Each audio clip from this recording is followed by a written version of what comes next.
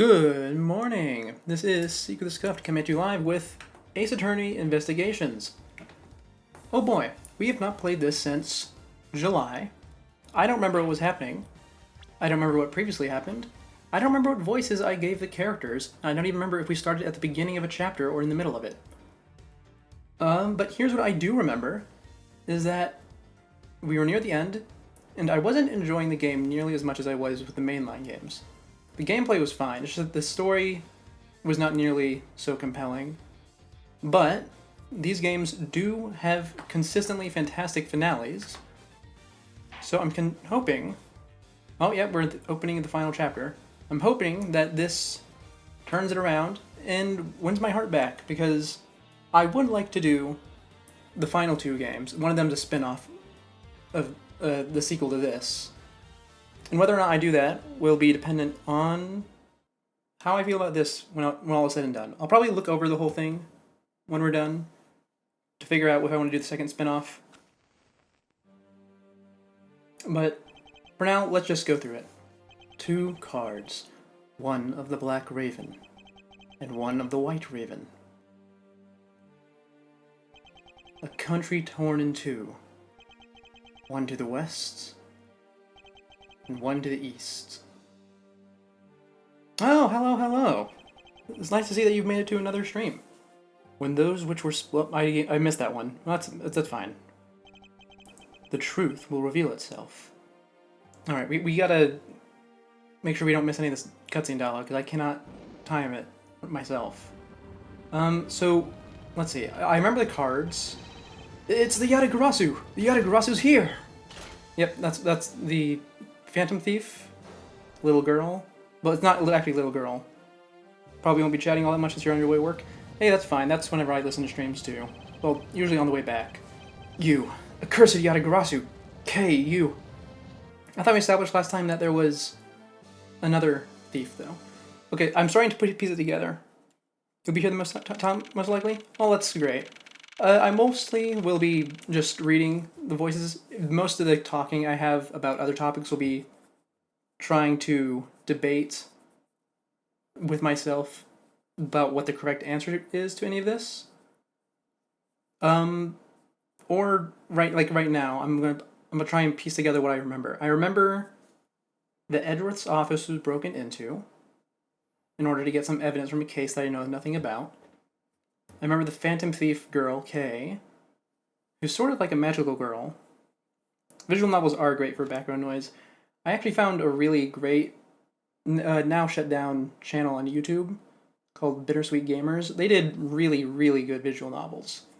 Like, not just the visual novels were good, but them reading through it and talking, they were fantastic. Got me through a lot of work when I just had my brain turned off. But anyways, I think last time there was also the real Phantom Thief, because Kay was like the successor or something. And that's about all I remember, actually. I mean, a lot of people died, obviously. There's always a murder in every case. But I don't remember who any of them were or who was important. So let's get lost. It's just so nice. Almost dreamlike to finally have the chance to relax and sip some tea. Especially after what a whirlwind the past few days have been. On my return flight, I was dragged into a case involving an Interpol agent's murder. Oh, thank you, Edgeworth. Usually give it for things you've played and seen before, since you have a good visual memory. Yeah, that's pretty nice to do. I don't think actually I realize I don't think I've ever gone for something I haven't seen, because I usually like to do it myself beforehand, experience the twists without interruptions, because I really like to immerse myself in visual novels. But with Ace Attorney, I like to do it. I really like just reading it out loud because they have some great moments. But anyway, let's see. Looks like they're going to recap this for me. So there was the plane flight, and the Interpol agent was investigating smuggling, I think. And then he was killed to keep it a secret. The next day, I investigated a kidnapping and murder at the Gatewaterland theme park. Yep, I remember that, but I have no clue. Never played Ace Attorney before? Yeah, I remember you said that. Well, don't worry, this isn't especially important. This is happening between 2 of the games, and its protagonist is usually an antagonist. Hopefully, Now, so far, I said this earlier. I don't know if you were here, but this game's writing hasn't been as great as the main games. But this series is known for having good finales in even the worst games. So I'm hoping this is the same. I don't remember why there was a murder at the theme park. I remember one of them was in the haunted house. But yeah, we'll just have to move on. And later that night, the detective's dead body welcomed me back to my office. Oh, right. This was the very beginning of the game. So we started with Edgeworth getting robbed. Okay, so the getting robbed is the important, or the attempted robbery is the important part. Along with a thief who was out to pilfer files related to a case from 10 years ago. Okay, you've been here since it started? Okay. 10 years ago, I don't think Edgeworth was a Actually, when is this game occurring? Oh yeah, 10 years ago would either be right when Edgeworth started, or it would be von Karma's, Manfred von Karma's case. I'm going to assume it's one of Edgeworth's, though. How did I manage to find myself in the middle of so many cases back to back? Well, at least I have today. All I ask is that I be allowed to spend it quietly. Q Gumshoe? Mr. Edgeworth! Oh, no, it's K. Mr. Edgeworth! This is big! Big, I tell you! Hey, what's with you? Where's your enthusiasm? And suddenly, the phrase, the fragility of dreams, comes to mind. What are you talking about, fragile dreams? Come on, let's go! The fake Yatagarasu isn't gonna just find herself, you know. Oh, okay, so she's claiming to be the real one, and the other one's the fake. Okay, I thought it was the other way around. Well, if you must know, it's possible that I was paid a visit last night by your fake. Say what? Unfortunately for us, the thief managed to escape. But even now, we're still looking for this criminal. However, I must warn you that we've only had a few hours to search so far. So I must insist that you be patient on this one, Kay. What's with you today?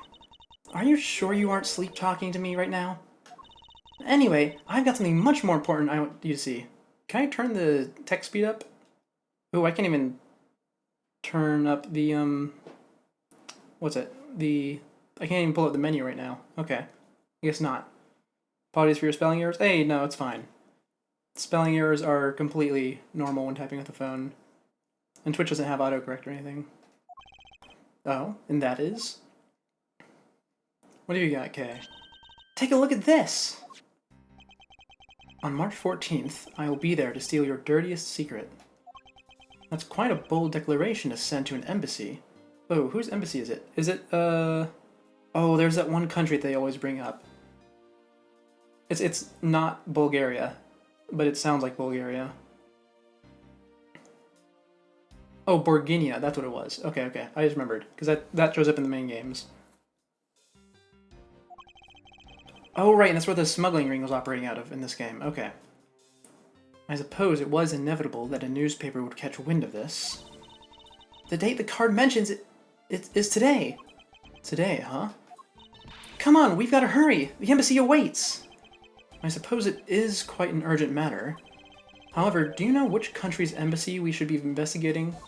Well, it's some really special country, and I'm actually really fuzzy on the details. But never mind that. Where's all your energy? Why are you so lackadaisical today? I'm not, Kay. You're just too wound up. Well, then you should get too wound up too. Because this just might be our chance to catch that woman. You mean Miss Yu? Oh, right, I forgot about her. You remember seeing a few things of the art from this game? Oh yeah, there's lots of art from this game, especially about Edgeworth. Edgeworth is probably the most popular character in the whole series, aside from Phoenix Wright himself. And it has a lot to do with the fact that he has a very... how to put it? His relationship with Phoenix is very homoerotic. There is never, like, official or anything, but it's not subtle either. I think they turn it up a lot in other adaptations of the series, and like the stage play in the show. But I haven't seen either of those, I've just heard about them. But anyway, Miss Yu. I hated voicing her. I remember that because I only can do like 2 female voices, and she laughs a lot, which I'm not good at doing. The woman who killed Kay's father, Byrne Faraday, 7 years ago. Yeah, ship Art Phoenix and Edgeworth. Yeah, people love to ship them. It's also very funny seeing it play out in front of everyone in the game. Callisto Yu. Yep, there she is. I hope she laughs a lot less. She claimed to be the great thief Yatagarasu, and then disappeared from the courtroom. Ah, she makes me so mad, that phony! Everyone knows the real Yatagarasu would never send something like a calling card. Until a company's underhanded dealings are made public, the target is always totally unaware that the Yatagarasu has paid them a visit. That's what makes the real Yatagarasu so awesome! The Yatagarasu's card that's shown in this article. It looks to me as though it could be genuine. See, that's the thing. Whoever it is, that person isn't the real deal, but has knowledge of the Yatagarasu. Laughs are the one thing you're bad at voicing? Oh, I'm just bad at voicing because, laughs because I just don't laugh much at all, ever. It's not like I don't find things funny, laughing is not my response to it. If this isn't a clue that that woman's involved, then nothing is. Oh, right, there was like a puzzle or something she had. Like a key. Oh, I think she had a dagger that was a key, and that's how she figured out she was the Yatagarasu? I forget. It was something like that. Come on, Mr. Edgeworth. Out the door you go. Wait. Wait. There are a few preparations I must make before we go. There's something interesting about this card we found last night here in my office. It's of a different color than the one in the article, which makes me wonder why. What's up? Any reason why you're boring a hole through the newspaper with your eyes? No reason at all. Very well, seeing as how Miss Yu is also someone of a special nature to me, I agree there is some merit to be found in investigating this. I knew you'd come around! March 14th, 5 p.m. Theatrum Neutralis. Oh, okay, new character. By the light of the night's glorious moon. We are ready! Oh, it's the Steel Samurai. Ready to embark on our nightly outing. And this is where our tale begins! That was very slow. Anyway, why are we work is starting in 5 minutes, so be lurking. Hey, well, good lurk. Well, happy lurk. That's a, well, I tripped over my words there, eh? Huh. What a coincidence. Who would have thought that a Steel Samurai stage show would ever be held at such an elegant theater in a foreign embassy? Yeah, the climax was really awesome! Steel Samurai Sushi Slash! I got chills down my spine when he pulled out that move. I suppose it really is more impactful to watch a show in person than on television. I have to say, though, this embassy is set up kind of funny. I mean, they have 2 countries sharing the same building. Well, as you said yourself, this place and the countries it houses are very special. Even this theater is special in that it is a neutral zone shared by the 2 countries. So, let me get this straight. The Steel Samurai show just now is being sponsored by one of the 2 countries, right? The one that's called the Kingdom of Alabast. Yes, it would appear that the Steel Samurai is very popular in that country as well. Seems that way. Okay, this is a new one. Oh, I'll probably be streaming still. Anyway, new country. Surprised they didn't pull out one of the ones that was already established. Wait, oh, we have someone here. Oh, Byrne Faraday. Okay. The dead father. I don't think we know much about him. But you know who I'm really into? The Jammin' Ninja! Oh, this is before the Jammin' Ninja case. Okay. The Republic of Babel is sponsoring a Jammin' Ninja stage show. That's something for fangirls like me. We've totally got to see that too, Mr. Edgeworth. The Jammin' Ninja show is so wait.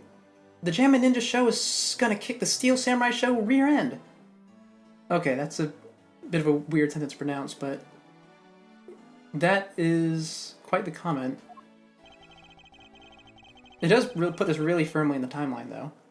You know, ever since I first met this girl, I've always had this inkling that what she really wants to be is not a thief, but rather a ninja. So anyway, about today's event. What's it called again? The Kingdom of Alabast versus the Republic of Babel Goodwill Jubilee. The small European countries of the Kingdom of Alabast and the Republic of Babel. These two countries used to be a single entity that was abundant with nature, and it was called the Principality of Codopia. Oh, I've heard... Oh, that's the, Isn't that the name of the... where the name for that one medicine comes from in one of the other games? I think so. Oh, actually, I might be wrong about that. This might just be completely new. It's been a long time. Is everything alright, Mr. Edgeworth? Yes, I'm alright. Moving on. After a period of civil unrest, the country split in two. The signs of their past remain.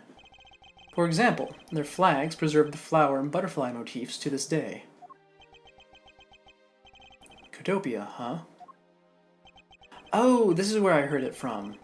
The KG-8 incident. And what was referred to as the second KG-8 incident. Okay, this is where the guy got murdered in... Well, this isn't the police staff that... Okay, wait. So the second KG-8 incident is where the guy got murdered inside the courtroom, I believe? Okay, yeah. In which an embassy staff member was murdered. Both of these cases were related to the Principality of Codopia. In the 7 years that have passed, the country may have split into two. However, the Yatagarasu still sent a calling card here. What could it all mean? Mr. Edgeworth, I know you're thinking about something. Oh, excuse me. What were we talking about again? If you could stop spacing out on me! Anyway, we were talking about the Alabast versus Babel Goodwill Jubilee. The two countries have a pretty bad relationship with each other. But supposedly, they've been trying really hard to make up recently. That's why they decided to hold this event. If that's the case, then why the versus? Also, both countries claim to own the real Primadou statue, a national treasure to both. They're planning to have them publicly evaluated today to see which one's the real deal. Okay, need I remind you to take care and not succumb to your thieving desires? Well, when it comes to treasure, I can't help myself, you know that. She'd better be saying that in jest. Hey, I can read your body language, you know, and you've got it all wrong. Look, I'm here to do some investigating. Investigating, I tell you. I know. And although we don't know if the Yatagarasu will really make an appearance, I suppose we should still spend some time examining this place. Okay. Can I open the menu now? Okay, I can. Can I turn the text up, like text movement speed? Screen shake. There's text skip, but I don't want that. No, there's not. Okay, that's unfortunate, but that's just how we're gonna have to go with it. Now let's take a look around. We have some pamphlets that we should check out. Probably check out those VHSs. Oh, the photographer's here as well. And Global Studios. Okay, that's the people who make the Steel Samurai. I remember that. And there's this important looking man by the door. Okay, we'll start from the left and work our way over. There are pamphlets about the two embassies here on the table. Oh, okay, a map. It still looks weird to me. The country split into two a few years back, and they've shared the building and its grounds 50-50 ever since. Oh, I guess it's because they don't have the money to build two separate ones, huh? I should think that's not the reason why, Kay. I suppose I'll just have to help myself to one of these. Now, there's probably... Oh, is that the only thing I need to investigate? Okay. What is all the hubbub? Hey, look! It's the Steel Samurai! And he's got his son, the Iron Infant, with him. Huh? Steel Samurai family has evolved? Oh, that looks like there's a dead body in there. Or there, at least someone's going to say there is, at some point. May I speak with you for a second? You are not Will Powers. You're way too skinny. It's the Steel Samurai. Mr. Edgeworth, what are you glaring at him for? Ahem. Please excuse me. It's just that I've never seen a superhero up close before. Oh, yeah, no, this is not Will Powers. He's being silent. What's this say? To Mr. Edgeworth, Steel Samurai Daddy, something man of Neo Old Tokyo. Worried man? Oh, married man. Okay. Who the heck is in the costume right now? It looks like he's written something down for you. To Edgeworth, from Steel Samurai Daddy, married man of Neo Old Tokyo. Wow, an autograph! Pretty cool that you got one, huh, Mr. Edgeworth? Heh. Oh, is that all you had to say? Okay. Okay, so there's absolutely something going on here. Mr. Steel Samurai, Ambassador Alba is waiting for you. And now, the Steel Samurai will proceed to enter the Kingdom of Alabast to shake the hand of the Ambassador. The Steel Samurai isn't only here for the two countries tonight, but rather can be thought of as a goodwill ambassador from our country as well. There he goes, off to spread goodwill to the world. He really does seem like a goodwill ambassador, doesn't he? Okay, we're shooting the next segment now. Cue camera. In just a few seconds, the Jammin' Ninja show is set to begin. After the show, the Jammin' Ninja will enter the Republic of Babel. He is set to meet with the Ambassador of Babel at that time. Ah! The Jammin' Ninja show is about to start! We gotta get back to our seats! Regrettably, I don't have much of an interest in ninjas. Well, this show will change your mind. Come on, we have to hurry. If we miss even a second of the Jammin' Ninja's awesome playing, I'll never forgive you! I suppose you're not about to give me much of a choice here, are you, Kay? Okay, I guess we don't get to talk to Lotta Hart. She's definitely going to take a picture of someone in costume doing something nefarious, though. I couldn't listen to that I could listen to that A Ninja Marked for Death's lullaby song all day. His superb playing and that sad melody really brought a tear to my eye. And his heart-wrenching voice! Now that's the Jammin' Ninja's greatest weapon. Those pieces of Jammin' Ninja merchandise over there. I've got to have them. I especially want the hair sticks they're selling exclusively at these shows. Okay, well, that's important. They're exactly like the ones that the heroine, Princess Misolo, wears in her hair.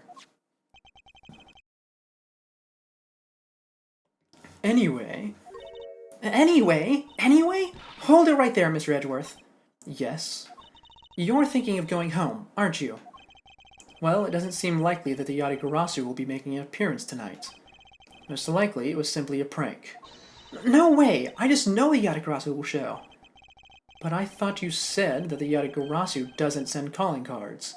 Yeah, I did, but I figured from the very beginning that this would wind up being a wild goose chase. But that card she sent was a genuine fake calling card. A genuine fake? Well, how can I word this? The Yatagarasu's mark that's on that calling card is exactly the same as my mark. Get it now?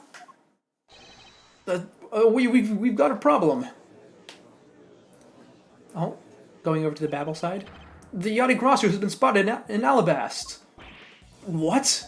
You hear that, Mr. Edgeworth? Ha! So you finally decided to show yourself, you phony. Hey, what gives? I'm sorry, but I will need to search you before you may enter. What the? Hey, the Steel Samurai just waltzed straight through here without one. Now, if you don't hurry up and let me through, my phony is going to escape. Okay, a country's embassy is considered to be part of the country itself. If you don't go through the proper procedures to enter the country...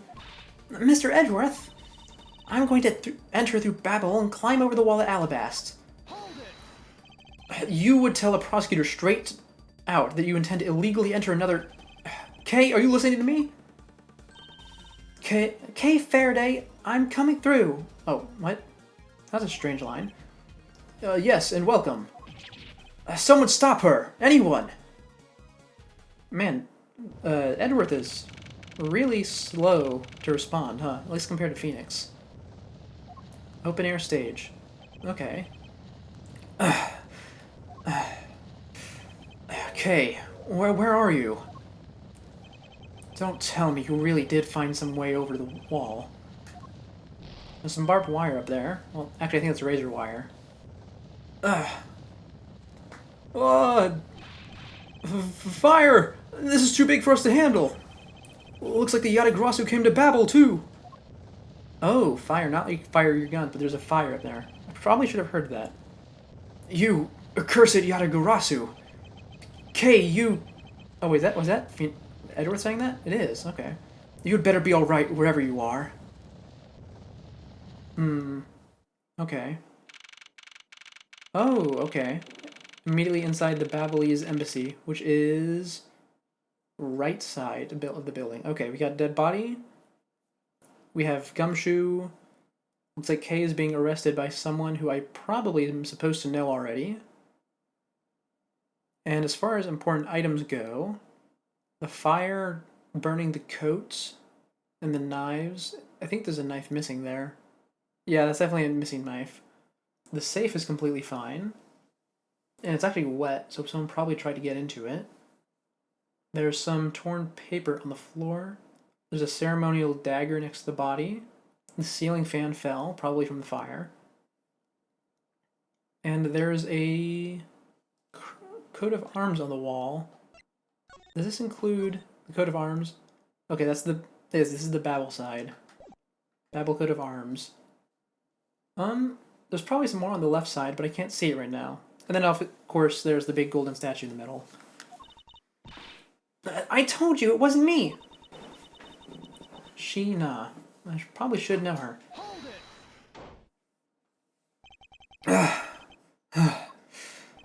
Kay, are you alright? Do I look alright to you? Now, can you do something about this woman? Mr. Edgeworth. Detective Gumshoe. What is the meaning of this? Well, sir, it's, this. Ooh. It wasn't me! He was already dead when I ran in here, hot on the heels of the fake Yatagarasu. He had one of the hairpins in his pocket. Look, I only came in here because I saw a suspicious person at the open-air stage. A suspicious person? A long black coat and a hood over their head. I dare you to tell me that's not suspicious. When I saw that person, I immediately thought that they must be the fake Yatagarasu. So I chased after them into the embassy, then into here, and then lost sight of them. But I just know that person is the one who did it. What are you so worked up over? There was no reason for you to be this loud. Correct. Correct me if I'm wrong, but you're Agent Lang's secretary. Sheena, I believe your name is, correct? Oh, I remember Agent Lang. He was, No, I don't remember. I kind of remember him. He had, sort of like an abuse of power thing going on. I'm not sure what the vibes were there. It's been a while. So I'm not sure if it was abuse or if that's just how things were where he's from. And if you're making an arrest, I assume you have the evidence that it was Kay who committed the crime. Is that also correct? You refuse to answer? I don't need to answer. You are merely a prosecutor in this country, meaning you have no investigative authority. Hey, pal. Just what the heck does what you just said mean? If it happened here, it's under Mr. Edgeworth's jurisdiction. The end. And seeing as how this building is sitting on our soil, we can investigate wherever we'd like. No, Gumshoe, this is an embassy. Ooh, actually, there's a flag torn right above the fireplace. That's probably important, too. Unfortunately, Detective, embassies are a different matter. Uh-huh. This office is considered to be part of the Republic of Babel, which means that anything that happens in here defaults to the control of the Babelese government and Babelese law, giving them exclusive extraterritorial rights. Extraterritorial rights? Sir, do you really believe that the truth is out there? Gumshoe, what are you saying? Do you really believe that the truth... Gumshoe, the sentence is irrelevant. Basically, our country's laws do not apply inside the embassy of another country. Oh, Gumshoe thought extraterritorial rights. Okay, I misread it because he said it wrong. He thought extraterritorial rights were extraterrestrial rights. Okay, yeah, that's my bad. That's what we agreed to by our respective that's what was agreed to by our respective governments. Our authority to investigate was effectively nullified the second we entered this place. Which means we can do little here in this situation. No way, sir! Please leave this matter in Interpol's hands and go home. Mr. Edgeworth? Hey, you're not... Mr. Edgeworth, are you gonna leave me? Well, I tried to put my voice too high. In that case, allow me to join your investigation. Who is this? Oh, new character. Oh, Anne von Karma. Oh, Miss von Karma! Ugh! How did he not know she was coming? Is the tracker not on him yet? It should be. Ambassador Palliano, I truly appreciate you allowing me to join the investigation. It's really nothing. Manny was my secretariat, so of course I want to help you as much as I can. In fact, it's a blessing that Interpol agents were able to make it so quickly. Franziska? Well, I never imagined that I'd meet you here of all places. This is an embassy, meaning that you have no authority to conduct... already? What is it? Ambassador Palliano? Palino? Ambassador Palladino. I think I'm just gonna say Palino. And you are? I probably shouldn't make him stutter. He's an ambassador. I'm Miles Edgeworth, public prosecutor. I ask that you please allow me to investigate this case as Miss Von Karma's assistant. Assistant? Miles, what the heck do you think you're... Please, I implore you, Ambassador Palino. Very well. I'll be counting on the two of you, Miss Von Karma and Mr. Edgeworth. What did you mean by you'll be Miss Von Karma's assistant? I don't exactly have a choice, do I, Detective? If I don't become Franziska's assistant, I can't participate in this investigation. There you go again, running at the mouth with that aloof expression on your face. Franziska, please. I don't know what you are planning quite yet, but at least I do know one thing, that you are now my subordinate. You're not gonna whip him, right? Isn't he like the one guy you don't use it on? Or is that... Yeah, I think so. Just remember that my whip is always ready to wake you should you have a brain lapse. Of course, I'll keep that in mind. If you are done playing games... Right. Let's begin the investigation. Alright. By the way, Detective, I suppose it's a bit late to be asking, but why are you here?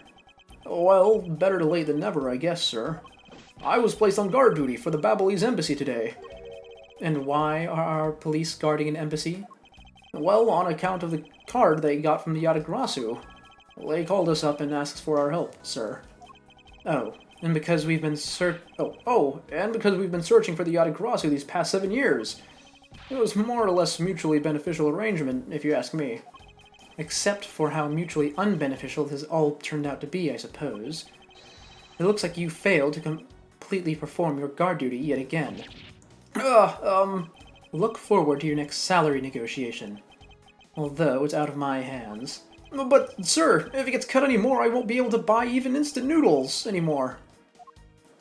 Okay, well, poor Gumshoe getting his salary cut again. Looks like the photographer, or the forensics guy, is still working.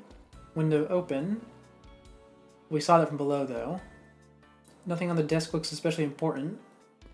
We can't even access it. This shelf looks relatively unharmed. Lots of American stuff, considering this is an embassy in... Oh, you know what? The port probably made it American. It was probably Japanese in the original. Okay, we can ignore it then. Yeah. Missing knife. Probably the ceremonial dagger on the floor by the body. So we'll start here. Mr. Edgeworth, there's still something on this display rack, sir. Knives, huh? Although, these blades are all that remains of them, unfortunately. I guess the handles all got burnt off by the fire. Oh, I guess all the handles got burnt off by the fire. Ah, so even the knives fell victim to the fire. Ambassador Polino. Are these knives yours? Why, yes, they are. They are a special set of ornamental knives featuring the national symbol of Babel. These butterfly-themed knives, along with Alabast's own set of knives, are comprised of 3 knives each. But I can't believe the Babelese ones have been reduced to this state. Ornamental knives, huh? A small release on the tang of this blade. Ambassador Polino, what is this notch here for? Oh, that! It's a feature of these knives wherein you can freely exchange the handles on them, so that we can change how they look to fit the situation, of course. I see. So these knives were constructed so that the handles could be easily removed. Okay, well that's important because the handle also has the coat of arms on it, or at least the butterfly or flower, which means that whatever knife this is down here is probably from the other embassy. I should probably check this coat of arms so I can get it into my evidence.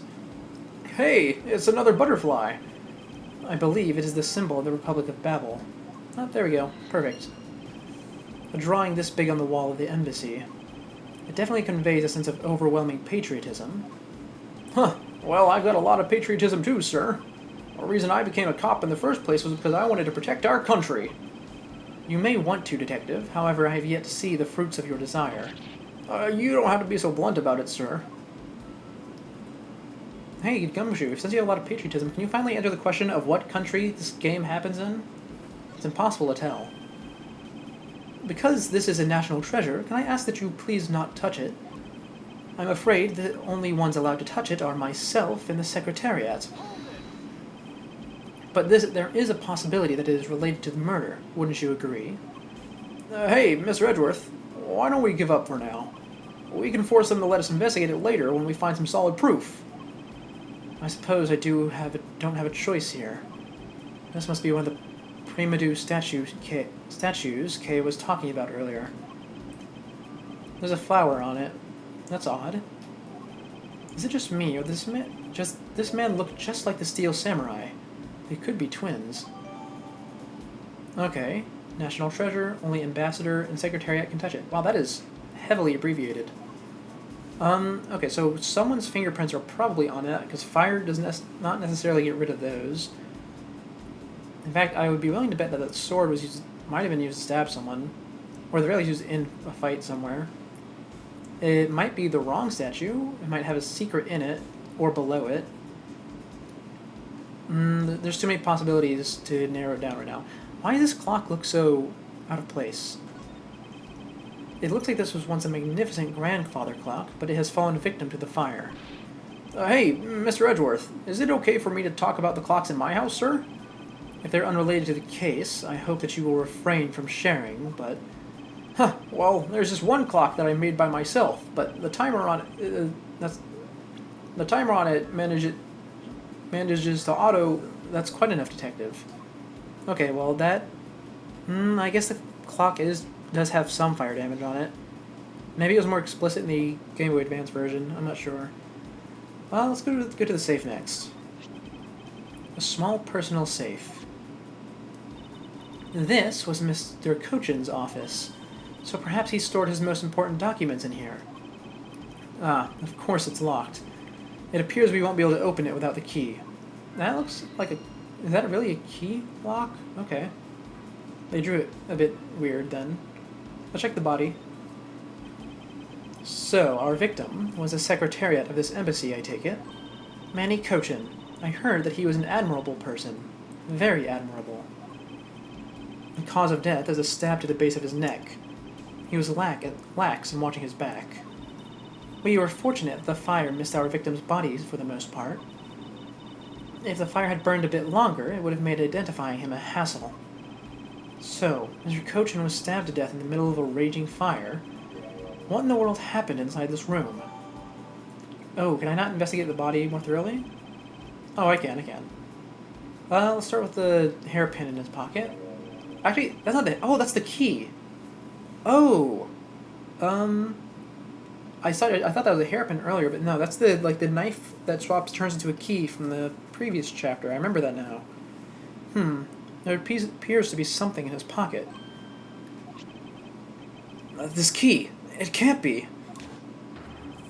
Isn't this the Yatagarasu's key that was stolen 7 years ago? What? But that's... Huh? 7 years... Oh! You mean that case where I was framed, sir? Oh! That case happened 7 years ago. I completely forgot. It was the last chapter that occurred, so I just thought it was... I don't know, like 3 weeks ago in game. Oh, because, yeah, Kay was like a itty-bitty child then. Okay. So it was like Edgeworth's like second or third case. Yes, it's the piece of evidence that stole the life of Kay's father 7 years ago. Which was then stolen by Callisto Yu. Oh, what? Mr. Faraday was killed with this key, sir? I thought he was killed with a knife. Oh, ow. Scruffy, at the very least, try to remember the details of crimes you were a suspect in. Franziska, as you will recall, Detective Gumshoe was not present when Miss Yu made her escape. Plus, even among law enforcement, only a few knew of this key's existence. I doubt that a new rookie at the time would have been made privy to such knowledge.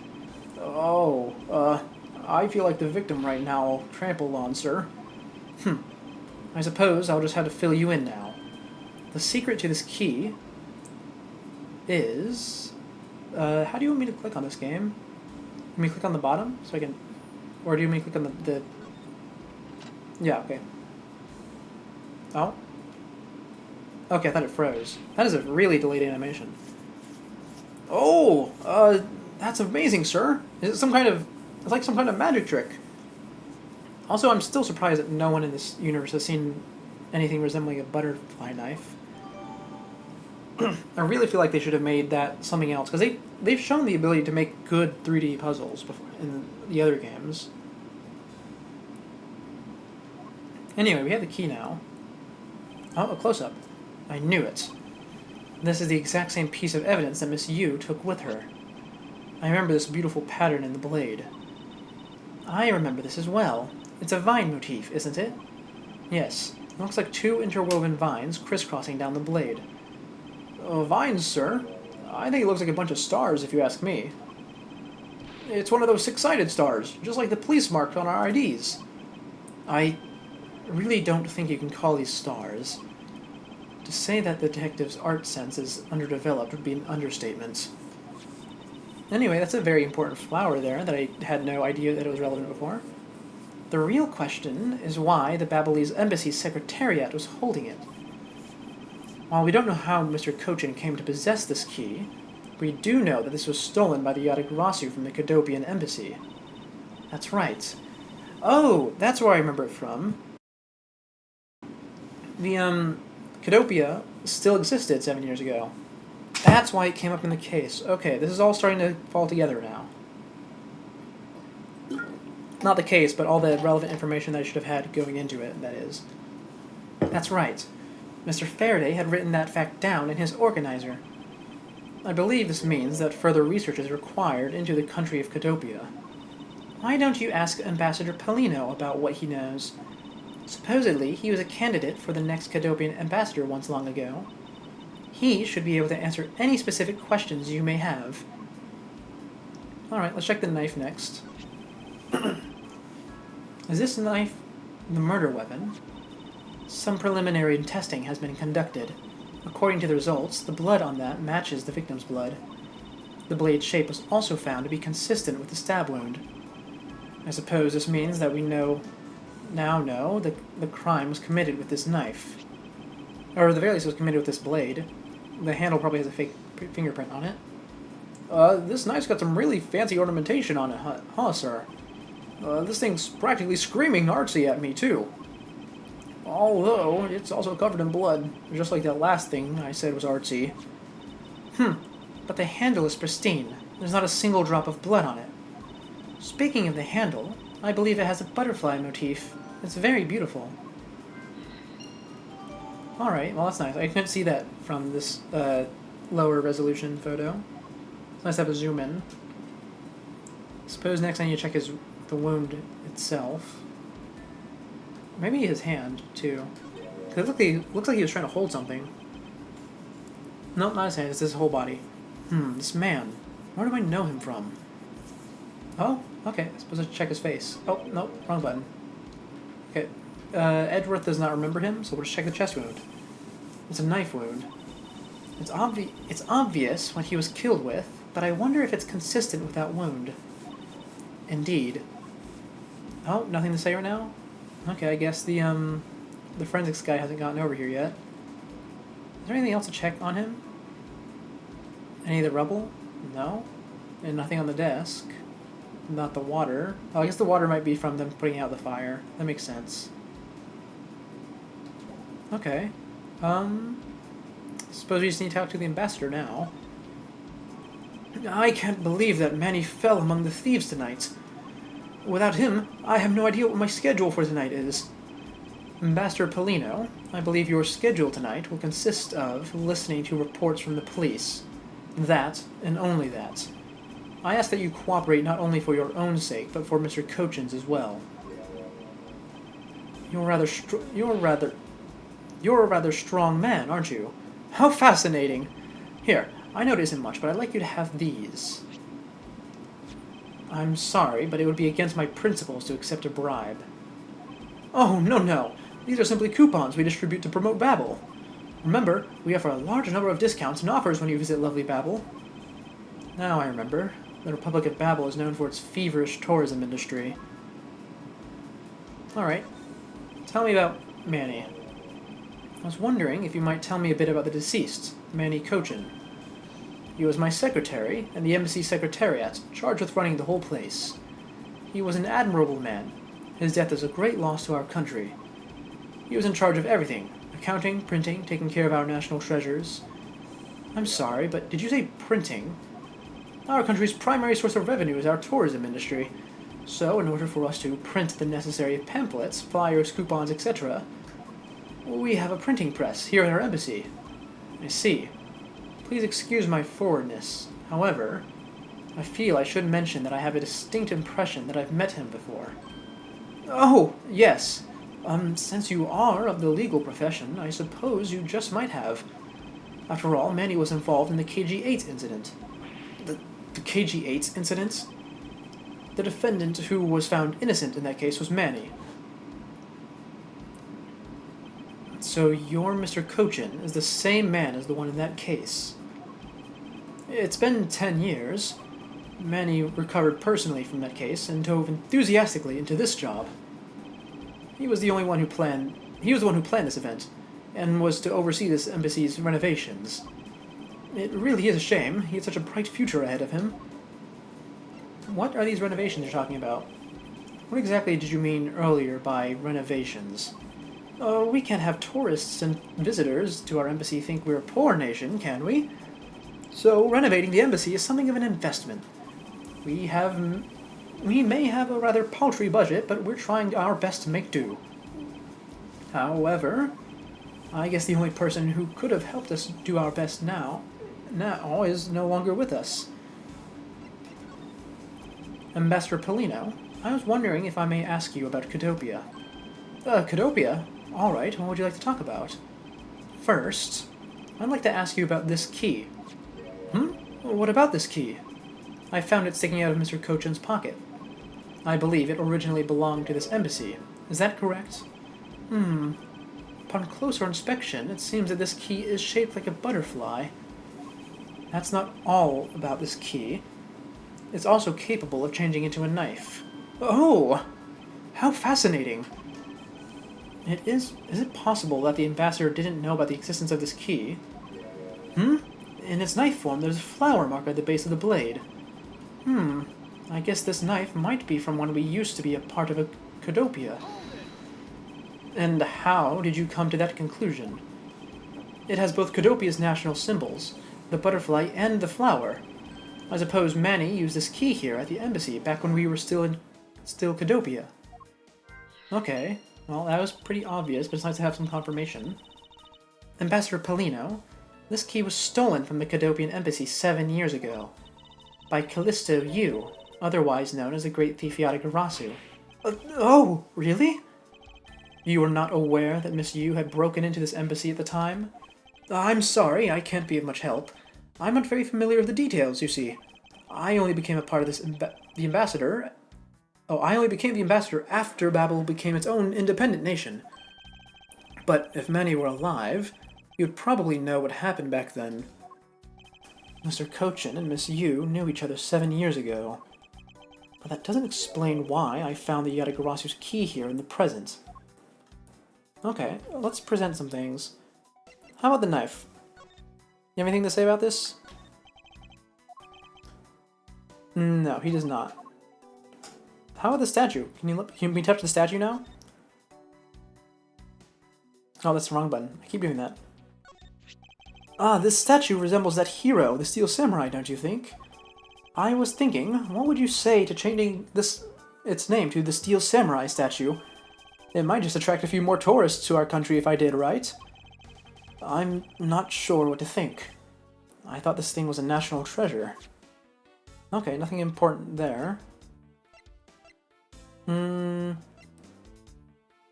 I don't think there's anything else important to say to him. The map and the autograph are useless. Let's see the body. Anything there? No. Okay, let's move on. Franziska, do you have anything to say? No, you're probably just telling me where to go if I've missed something. How would you? Okay, are you alright? You believe me, don't you, Mr. Edgeworth? You don't think I did it, right? Yes, of course I don't. And I promise to prove that it wasn't you. That's enough chit-chat. You can investigate all you like, but it's only a matter of time before we take her in. It would be wise of you to give up while you can. No, I don't think so. Kay isn't lying, and my investigation will prove that to be true. Go ahead and try then, if you're that confident. I can't allow this to continue on in this way. I must prove her innocence post-haste. Okay, that's just some little optional dialogue. What in this room have I not investigated? Is it really just Franziska that I need to check? Or is there I don't think there's a puzzle piece I can put together. Let's see. Oh, actually, you know what? There might be.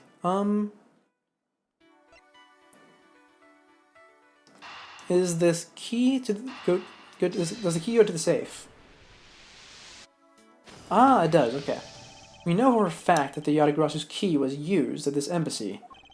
Furthermore, we found it in the victim, Mr. Kochin's pocket. Which leads me to think that perhaps the key is the key to the personal safe in this room. Oh, good thinking, sir. Let's go try it out. It appears I was correct. The key that was left to us in the victim's pocket. It literally turned out to be the key to the next piece of the truth. What do we have here? A safe with a false back is what we have. Hey, there's nothing inside. Do you think the Yatagarasu made off with everything, sir? No, Detective. I believe all we need is a closer look. Yep, okay. So it does have a keyhole, despite having a big knob on the front, which is very strange. Let's go ahead and inspect that paper. What is this here? It looks like the ripped corner of a piece of paper, sir. No, I don't think it's ripped. It seems more to me like it's stuck in the safe. Hey, you're right. It won't budge an inch, not even when I tug on it. But I don't think I've ever seen a paper stuck on the inside of a safe before. Detective, I think you have it backwards. It's not the paper that's strange, it's the safe. Oh, what do you mean? What I mean is that the secret to this safe is that it has 2 compartments. Even just eyeballing it, you can see that the inside is a bit too shallow. Furthermore, with the unnatural way the paper is stuck at the back of the safe, I'd say that there is an extra bit of space behind the wall, behind the back wall of the safe. Man, they're saying safe a lot. In other words, this safe has a second compartment. But what? Oh, I'm remembering now. This game loves to explain things, doesn't it? Yep, I remember that. It's coming back to me. Hopefully it won't do it too much in this chapter. I'm assuming it's doing a lot because it's the beginning. Once we have the facts established, we probably won't repeat as much. Oh, but now I'm repeating. Isn't that ironic? I suppose that you are correct in asserting that the paper is stuck in a natural manner. However, if what you say is correct, and there is a second compartment, how do we go about opening the door to it then? As you can see, there is no other lock or keyhole in sight. Well, there's a few ways you could hide it, but since you brought up the keyhole just now, I assume we just put the key into the keyhole again. Actually, there is one more spot of interest to me on the safe. Oh? Yes, and I believe that spot is the keyhole to our mystery second lock. The safe and its locks. Oh man, hold on. I got a cough. Alright, then, since you are so sure of yourself, show me how you deduced your answer. This little hole, right here. Oh, I hit the button. That was the wrong button. Oh, they're actually saying something new, though. Okay, I'll go back and read it. Oh, hey, there's a hole here, sir. It's a little too oddly shaped for a latch hole. Huh, wow, that's a funny shape for a latch hole, huh? It's kind of shaped like a star, don't you think, sir? Detective, I'd hardly call that shape a star. There must be some reason for this hole. Well, there's got to be some reason why this hole is shaped so weirdly, you know? Am I overthinking this? No, I don't think so. Maybe I'm overthinking things? No, there's no way I could ever do that. Oh, Detective Gumshoe, could you please be quiet for a second? You're frightening me. Oh, what's the matter, Edgeworth? You don't like that he's reading your mind? Anyway, this is definitely connected to the evidence. Does it go right back into the knife? Can I inspect it real quick?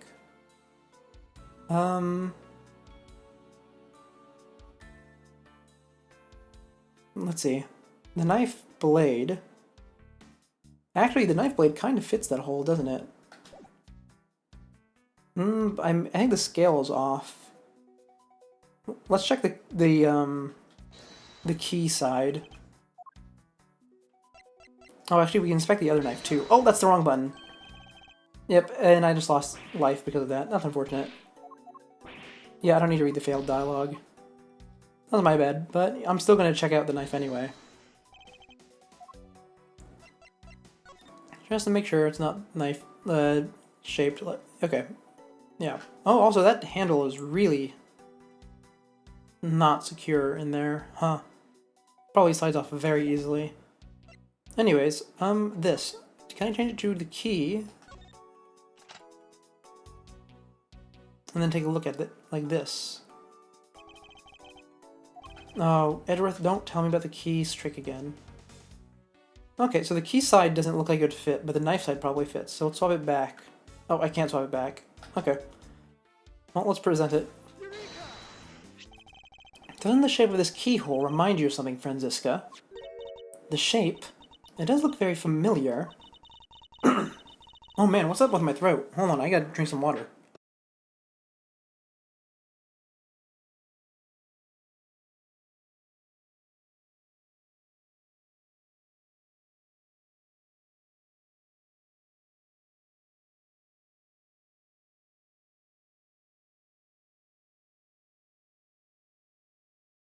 Oh, I think it's because my allergies have been acting up recently. Okay, well, that's fine. We can keep going. Keep going. Blah. However, I believe it's simply a latch hole for the safe's lock mechanism. It's just for keeping the door shut, nothing more. Is that so? The person who used this safe, Mr. Cochin, made sure the safe had 2 compartments in order to hide something. Do you honestly think someone like that would allow the keyhole to the hidden half to look so obviously like a keyhole that even an average person could figure it out? You can't be serious. Are you saying this hole is the keyhole to the hidden compartment of the safe? Oh my god, they are repeating it so much. Oh, my throat's going again. What the heck is this? Do I have something stuck in my throat? I might. Hold on, I want to open this something.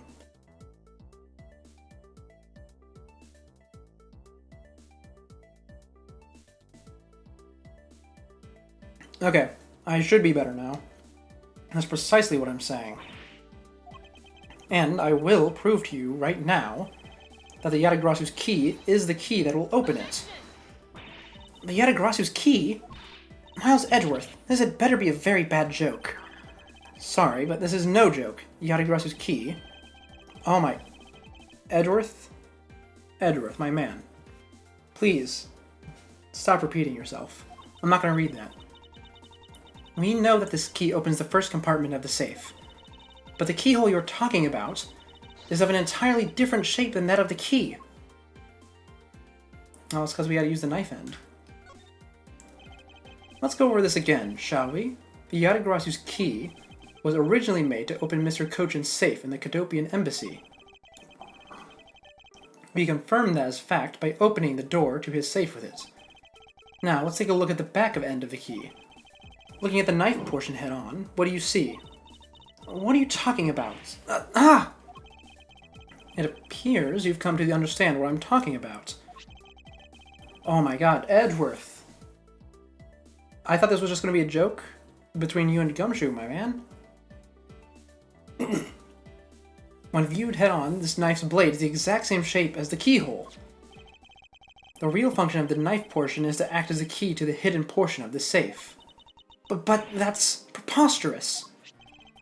Because it looks like a knife and was used like one to kill Mr. Faraday 7 years ago, we fell under the misconception that it was always meant to be a knife. But for both the safe and its key to conceal such clever tricks, whatever is hidden inside the secret section must be of incredible importance. Then it's even possible that what I've been searching for is inside.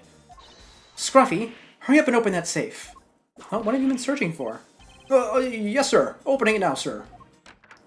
Is there something in mind? Okay, let's see. A dried gourd with a dragon wrapped around it. Some porcelain. A golden dog, maybe cat. And some papers. These items, it's a bunch of funny shaped things. I guess they're pieces of art, but hey, wait! You're in the way. Move, Scruffy. I didn't think I was in the way. These pieces of art, they're identical to the ones that have been stolen from various countries around the world. I figured as much. These are the treasures this section of the safe was to hide from view. Wait, these are the treasures this section of the safe was to hide from view. That, I disagree with the way they wrote that.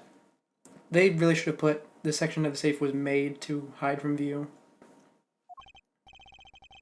Strange, though. They're usually quite good at sentence structuring. I believe a more thorough examination is required. Documents first. Let's do it. This is a document that we thought was stuck earlier. I wonder what it's about. Well, beats me, sir. Why don't we take a look at it first before we give up, Detective? Oh, okay, we have some dates. And a signature from Manny. A spreadsheet, which we can't read. And a language that we can't read. Mr. Cochin's name is written here on the last page. I wonder what the significance of this document is. Oh, did it not go into my evidence? It didn't, okay. Does any of this other stuff have significance? These are pieces of stolen art from around the world. I wonder how much they're worth. Especially this one. I wonder how much they're worth. Especially this one. Scruffy, don't touch the valuable pieces of art with your filthy hands. Why? Do you have any idea what would happen to you if one of them were to break? Oh man, I really wish the text came out faster. I feel like I'm delivering these all so weird. Is it just me, or did she hit one of the pieces of art just now? Okay. Suppose we can just check the fake door and that's it. To build this sort of trick into one safe is really something. Yeah, it's kind of neat how the safe has two compartments, but what's really impressive is that the other end of the key was another key. I totally hadn't noticed. I wonder if Mr. Cochin was just paranoid, or if he had secrets of that great value. Speaking of paranoid, I once sharpened both ends of my pencil. But then, when I went to erase something, I got all paranoid that I was going to stab myself. Please refrain from dispensing your special brand of unrelated stories while on duty. Yes, sir. Is there really nothing else here? I mean, we could check the keyhole again, but that doesn't seem especially notable. It appears that we found the key to the Yatagarasu. No, Miss Yu stole 7 years ago. Since it was originally from this embassy, maybe she came back to return it. I don't think she's the type to be so kind as to do such a thing, Detective. Okay, then what do you think, sir? Callisto Yu. For what reason did she steal the key? That was odd. Why'd they... I don't know, I feel like I'm getting a lot of agitation towards this game for some reason. I'm not sure why. Is there? I don't see anything. Anyway, I don't see anything else notable here. Let's back off. Oh, puzzles. Puzzle time. Okay, well, we can just connect these two together immediately. I probably should have done this earlier before I opened the safe. The design of the knife's handle. It greatly resembles the special Babbly species of butterfly. It does, doesn't it? Plus, it says right here, this knife is property of the Republic of Babel. Perhaps this means that the knife used in the crime was found right in this room. Unlikely.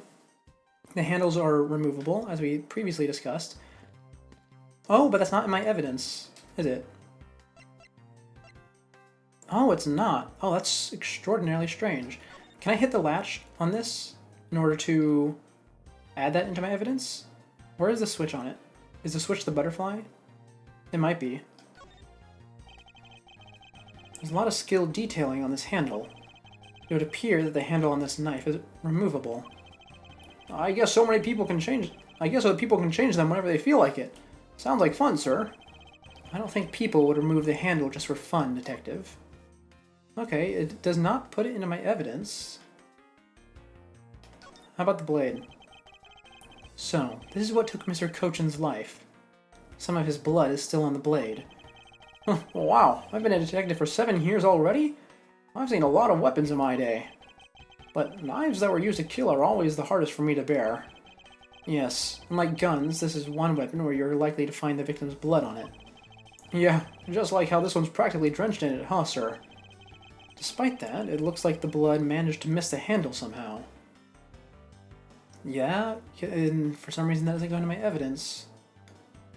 How strange. And I can't inspect the statue.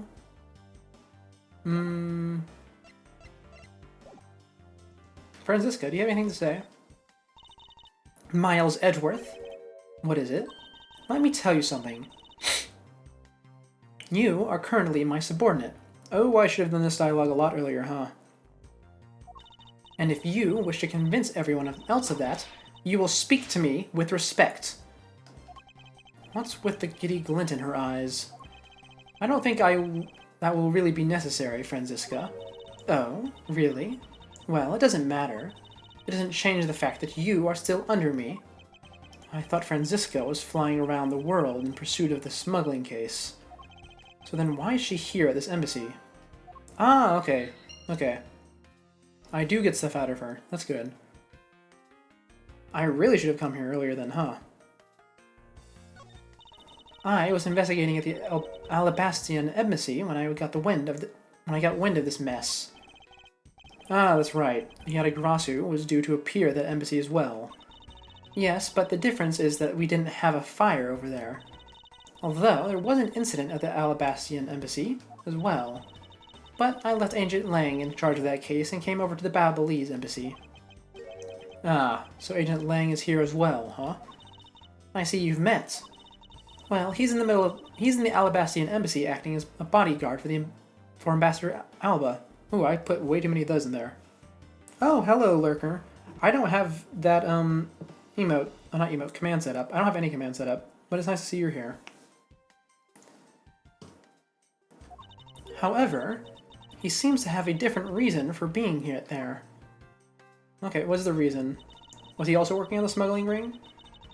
So the suspect in the murder that occurred in this office is that little girl, I see. Is she perhaps trying to be the Yatagarasu? Kay would never harm a soul, sir. Kay? You remember, do you not, about the case we investigated together 7 years ago? Oh, you just wanted to let me know that I'm here lurking? Oh, you want to let Twitch know you're lurking. Okay. That's fine, yeah. I understand. Oh, I sounded weird there. I'll just move on. Get rid of the awkwardness. You remember, do you not, about the case we investigated together 7 years ago? Oh, thank you for the follow. That girl is the daughter of the victim in that case, Mr. Faraday. So she's that feisty little girl. Kay has been on the trail of the Yatagarasu, which is how she ended up here. looking for the one who took her father's life. What does Franziska even remember about her? I don't remember the previous case much. I think Kay... No, Kay didn't jump out the window. She was sitting too low to be seen from the window. Okay, well, the point is Franziska was there. Franziska was like 15 or something, so she met. I see. Kay's trying so hard, but you know what? The Yata-Garasu just keeps on tricking us all. How so? The Yata-Garasu sent a card saying, I will be there to steal your dirtiest secret. Oh, okay. But all we've had is an arson and a murder. The lab boys are going in circles. You know what this is, sirs? It's a breach of contract, and it's gone on the rap sheet. If you ask me, I'm perfectly fine with the fact that nothing was stolen tonight. I do wonder, though, if Callisto U really is the Yata-Garasu. Also, we don't know that nothing was stolen. That paper was sticking out of the safe, which means that it was probably opened. And unless... Well, I guess the fingerprint wouldn't matter on the key, because there's definitely a glove over it. At least if Callisto was here. Let's present some things. Do you have anything to say about... Actually, I don't think I need to present any of this to her. I think I just need to do puzzle time. Is there enough puzzle pieces? Oh, is the secret the smuggling ring? Is that it? Let's see what we have. Okay, yep. To steal your dirtiest secret. Is it possible that the dirty secret that Yata-Garasu was out to steal is from this very room? Dirty secret? Franziska, you're in pursuit of some dirty, underhanded dealings yourself, are you not? Something tells me that this is no coincidence. In that case, the person I'm looking for is here in this Babylonis embassy, huh? The head of the smuggling operation. I think I just might need to ask Franziska about her smuggling case in more depth. Alright, back into Franziska talking. Or conversation. Or, words. Franziska, when we last talked, you said that you were on the trail of a smuggling ring. I suppose the reason you are here right now is related to that. Yes. After analyzing the intel we've gathered from various countries, this embassy rose to the top of our list of sites to investigate. And this is what tipped us off. This accounting document. Oh, okay, that's his... Oh, so those aren't dates at the top. That's, page number. So 2 of 3. The other 2 are in the safe. Still can't read it, though. It's only 1 page of the whole thing, so we're not sure about all the details. However, it's enough for us to grab onto the tail of the beast. For you see, this type of paper was made only in the Principality of Cadopia. Which means that somewhere in the countries of Alabasta and Babel is the head. Okay, but is the paper in the safe there originally, or was it planted? Because it definitely doesn't seem like something that would go alongside stolen artwork. Okay. Also, Callisto is increasingly seeming like she's not the Yata-Garasu, because the safe's been in here, so unless they had a safe and couldn't open it, it seems like someone here was the Yata-Garasu. The one pulling the strings behind the entire smuggling ring. That's Franziska for you. She's amazing.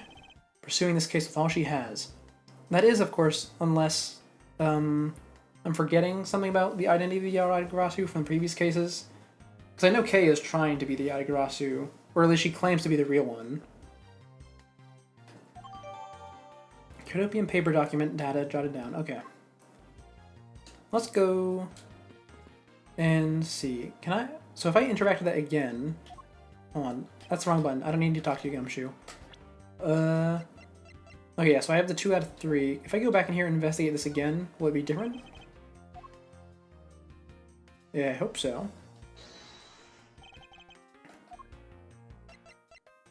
There we go. Wonderful. Take a good look at these documents, Franziska. It says that there are 3 pages in total, and yet there are only 2 here. Correct. Now take a look at the smuggling activity document in your possession. Tell me, is it not possible that your page was taken from this set of 3? Well, it certainly looks that way. But by putting our multi-part puzzle together, we seem to have arrived at an answer. And it seems that you have now found what you were looking for.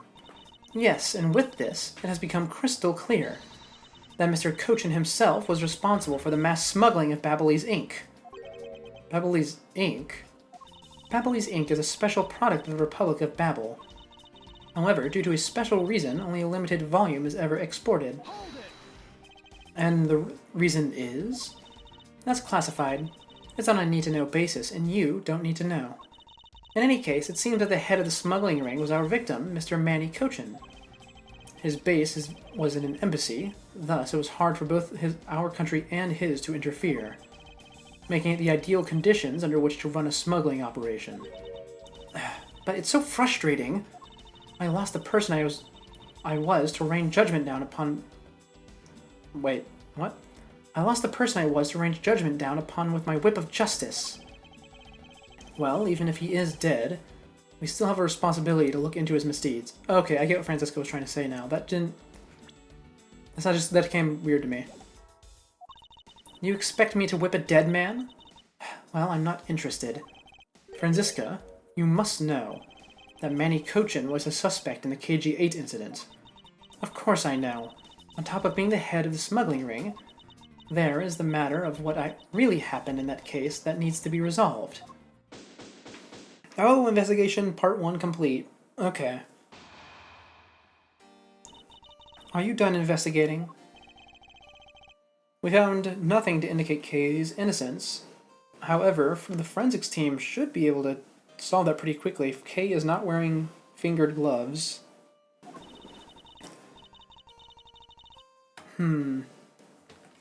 You realize now, don't you, that this girl is the only one it could be? Oh, wait, no, those gloves do have fingers. Okay, for some reason I thought they were fingerless. Now, come along quietly, Yatagarasu, Kay Faraday. You are under arrest for the murder of Manny Cochin. Mr. Edgeworth? But please, you have to believe me, I didn't do it. I chased the fake Yatagarasu in here, and he was already... You have to get... Oh, you have the right to remain silent.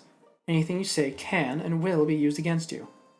Oh, could this country have Miranda rights? Okay. I'd like to help you reduce the number of mistaken arrests Interpol makes.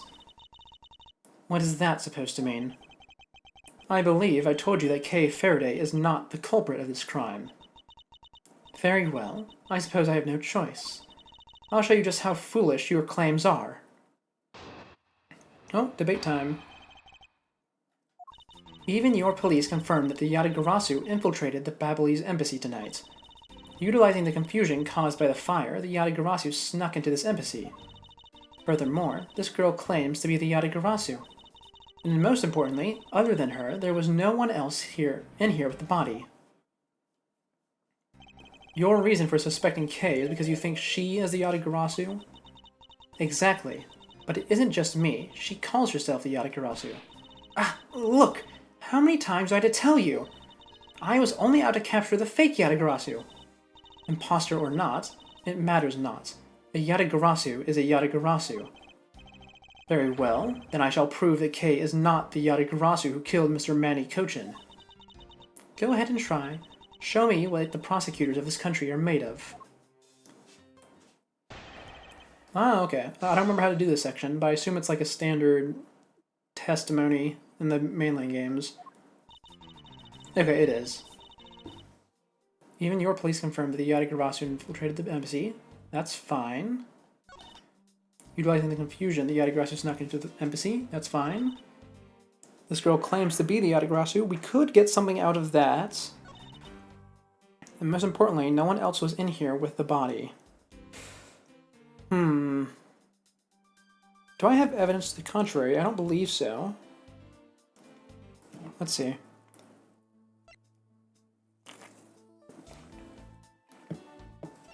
No, nothing in here seems to indicate that there's anyone else. Okay, I think we're gonna have to start pressing her. Let's start with the beginning, because I have not heard the police confirm this, but I've confirmed it with my own eyes. I want to see how she knows. They may have confirmed it, but are you telling me that no one could catch the thief? If so, you're basically admitting that the Yatagarasu that committed murder eluded us. Of course, I chased after the Yatagarasu that entered the Babyliss embassy right away. And that is also why I'm making this arrest right now. Because at the end of my long chase, there was only this girl. Ugh, what? In any case, this is what I believe happened tonight. Ooh, okay. I don't think she's lying there. Because the person who Kay claims is the fake Yatagarasu was wearing a coat, and they could have easily just tossed it into the fire and jumped out the window. Okay, let's press this.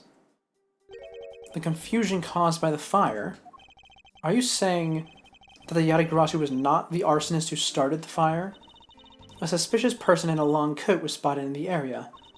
Officers in the area claim to have seen that person start the fire. It sounds like we have a phantom in our midst. Yeah.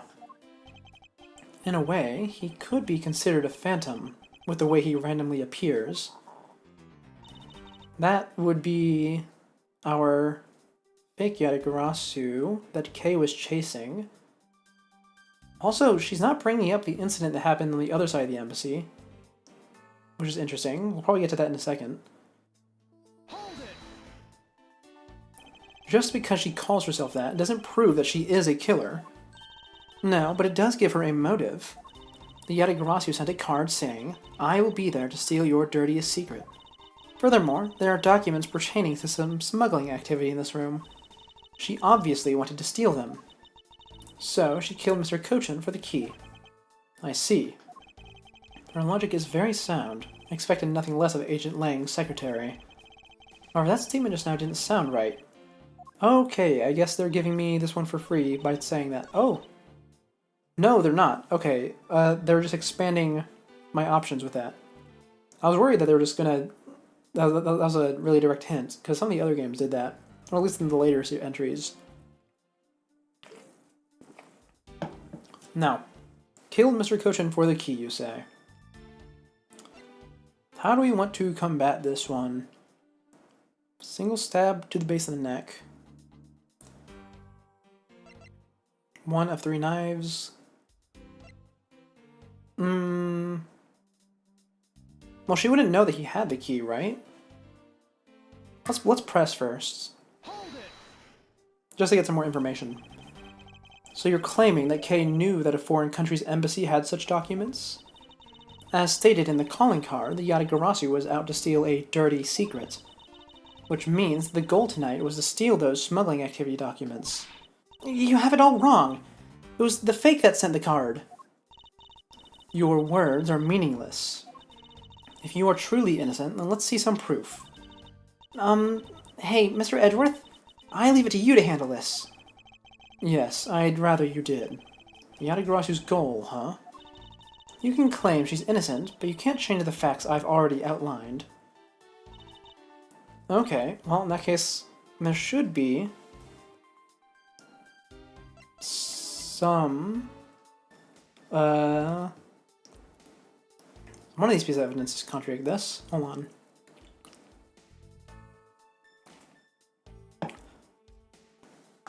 She killed Kochin for the key. Because she wanted to steal the documents.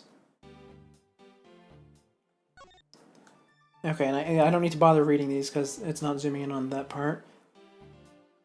Oh man, am I getting stumped on the first testimony? That's a bit embarrassing, eh? Well, that's alright, that's alright. I might take a shot in the dark though, because I do have a full HP bar. That's not... Okay, we'll go through... We'll do the standard procedure. We'll run through each piece one by one, and then if we can't figure it out, we'll take a shot in the dark. Prosecutor badge is irrelevant. Embassy guide is currently irrelevant because we're not talking about the second incident. The autograph is irrelevant. It should be, at least. It is.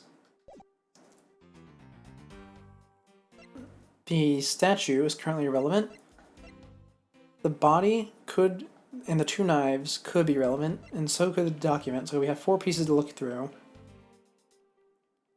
Smuggling of Babyliss ink. Steal documents related to the smuggling. If that's the case, then why didn't she? The key was found in the pocket. It did not say that the key was in the pocket, though, on the evidence. Is it asking me to just assume that Edward's going to bring that up?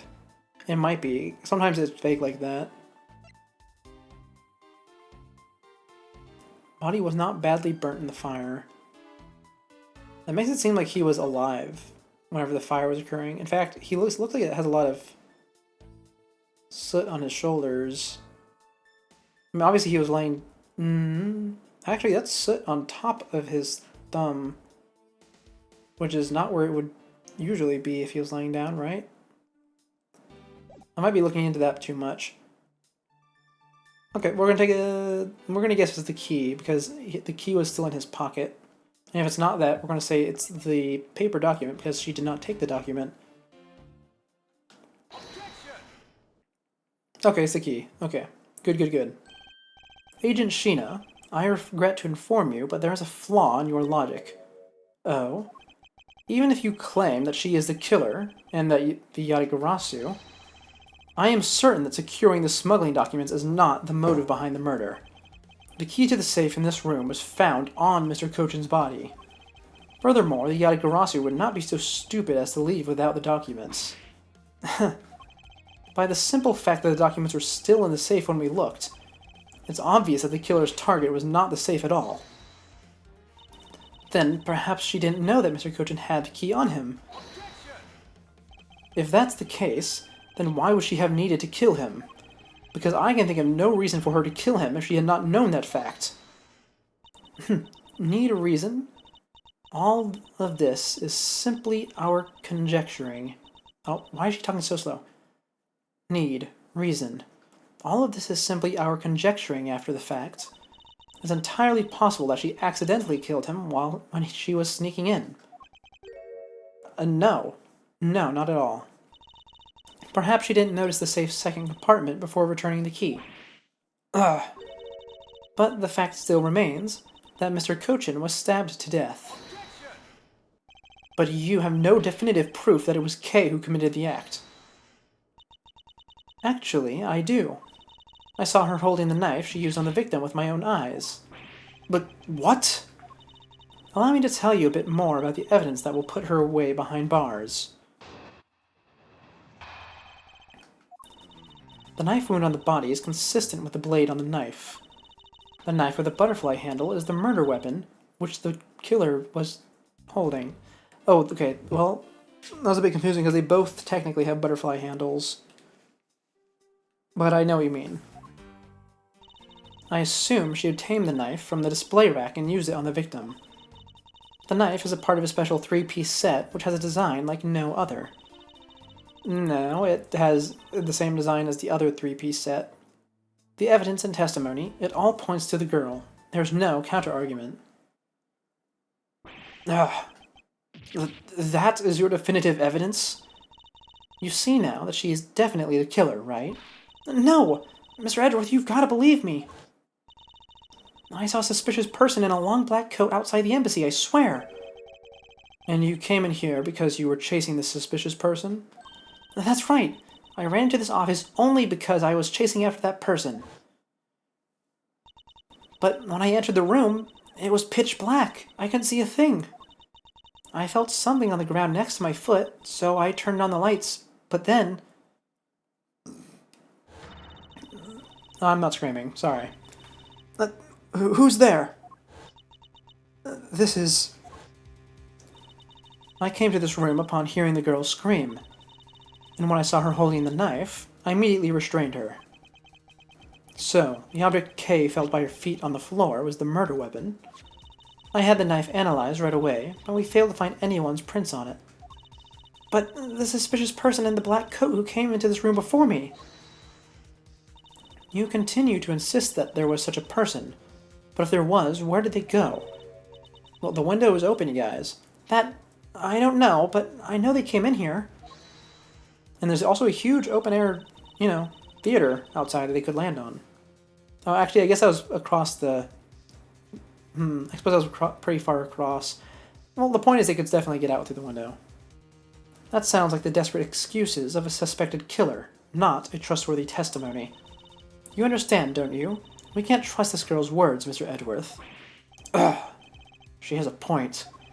Even if Kay's words are the truth, I must show that they are with some solid evidence. Mr. Edgeworth, I really didn't. Kay, don't worry. If you didn't do it, then there must exist a way for me to prove that. Still not giving up, I see? In that case, try to counter my argument if you can. Don't worry, I can and I will. Okay. Let's see here. Where do we want to start with pulling this one apart? The knife is consistent with the blade. That's fine. Now for the butterfly handle is the murder weapon. You assume the knife is from the display rack. Or you assume that she obtained the knife from the display rack. That's definitely something we could pull apart. And the knife is part of a special 3-piece set. Now that's something I might be able to work with. Okay, unfortunate. I thought the knife description included the other 3 knives, but I suppose not. But you know, it does include the part where the handle comes off. It's just not in the description. It's in the 3D model section. Oh, we got a bot. Hold on. Become smited. Ban. Okay, back to the game. Now, I want to try this, and if it doesn't work, I'm going to press these 2 bits of dialogue, and then we'll try something else. Okay, that was not it. Okay, we're gonna press. Don't need to bother reading the failure dialogue. I ask that you please refrain from speculation. It's a sound hypothesis derived from the evidence. There's no room for debate. Okay, buddy, you can't contradict yourself like that. Miles Edgeworth, know that an ungraceful loss will not be tolerated, my subordinate. Now, rebut her hypothesis with factual logic. Otherwise, what was your investigation for? Yes, you are correct. Thank you. Heh, helping a subordinate out with advice is the job of any good superior. She seems to be rather enjoying herself. But she is correct, nonetheless.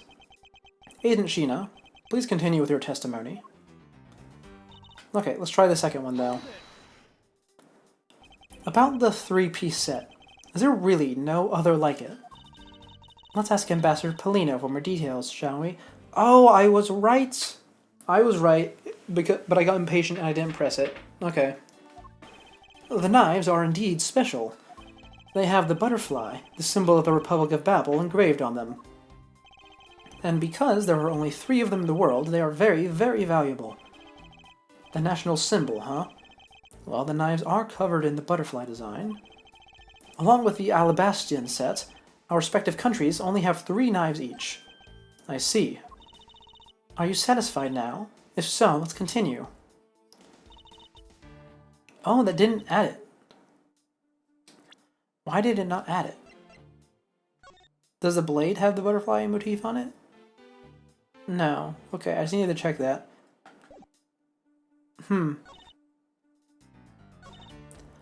That is such a strange interaction. Why ever would they make that the case? You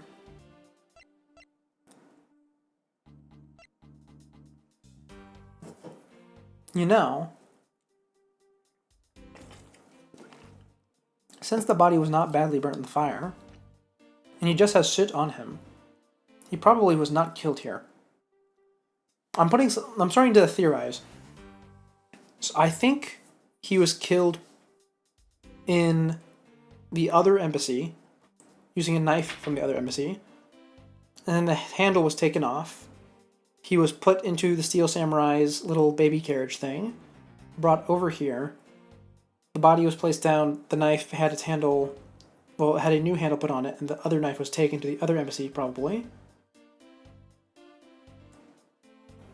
Yeah, that seems about right. But the question is, how do I rebuke this thing's right in front of me? I'm thinking too far ahead.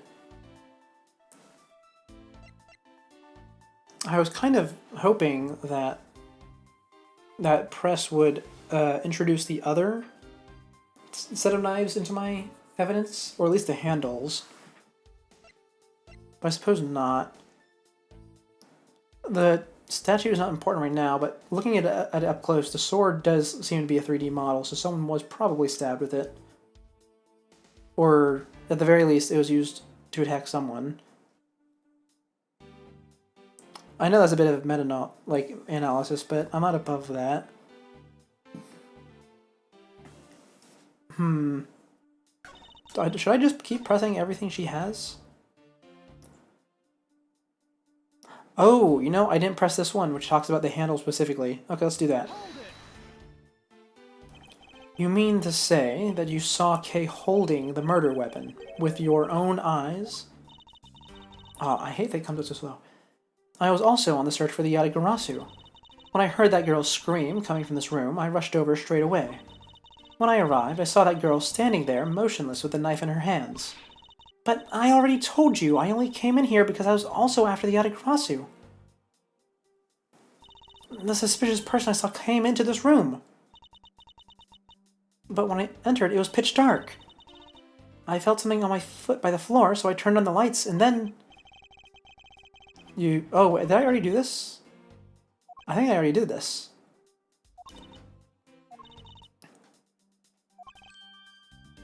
Oh, no, I didn't know I did this. They're just rehashing the previous conversation. Okay. In that case, Mr. Edgeworth, do you have some kind of evidence that can prove me innocent? I think I do, because there's one piece of evidence I find to be a bit interesting. Oh, okay, well he's saying I should carefully examine the evidence. Is that actually going to add anything to the description?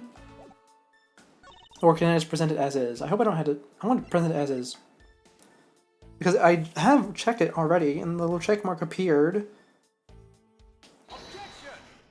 Okay, good. I don't have to actually go into the 3D model. So, the murder weapon was the knife with a butterfly design on it. But is that really the truth? What are you getting at? I'd like for you to take a look at this. There's blood on the blade, and yet there's not a speck of blood on the handle. This signifies that at the time of the crime, a different handle was attached to this blade. The knife that Kay was holding had its handle switched, and was in fact not the real murder weapon. It wasn't the real murder weapon. This knife can be taken apart. Shall we give it a go? Oh, is there going to be blood on the metal part of the handle? On the interior? Oh, there's not. But still, it proves the point. As you can see, the Babyliss knife has now been disassembled into two parts. The killer must have pulled the murder weapon out of the victim's body, and proceeded to swap the knife's original handle with this butterfly one. It was all to create the illusion that Mr. Kochin was killed with a butterfly-themed knife. This should clear up any and all suspicions surrounding Kay. Fantastic. Your argument isn't airtight yet. How so? It's possible that the girl herself is the one who switched the handles. Don't be ridiculous. For what purpose would she do such a thing? I don't care to know how a criminal thinks. The way they view the world is beyond the comprehension of a normal person like myself. Therefore, I wouldn't put anything past them, no matter how odd it may seem. That is a horrid argument. The truth is right there in front of you, and this knife will show you the way. You will come to see that Kay is not and could not have been Mr. Kochin's killer. Oh my god, I just got hit like a brain blast. I remembered. I don't remember the exact details, but I remember there was this one argument that showed up in way earlier in the game. That was just so abhorrent that I think I stopped to complain about it for like 10 minutes. I don't even remember what it was at this point. But yeah, bad arguments definitely was a running theme in this. Maybe that's why I took a huge break from it. I'm not sure.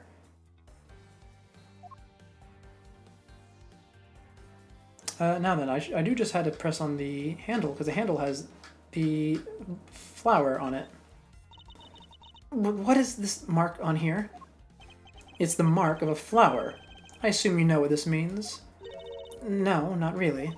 Butterflies rest on flowers all the time to drink their sweet nectar. And so they do. However, would this butterfly really drink the nectar of this flower? The answer is clearly not a chance. Now to prove the relationship between the butterfly and the flower with this. The Embassy Guide. You can't be serious. It appears that you've made the connection.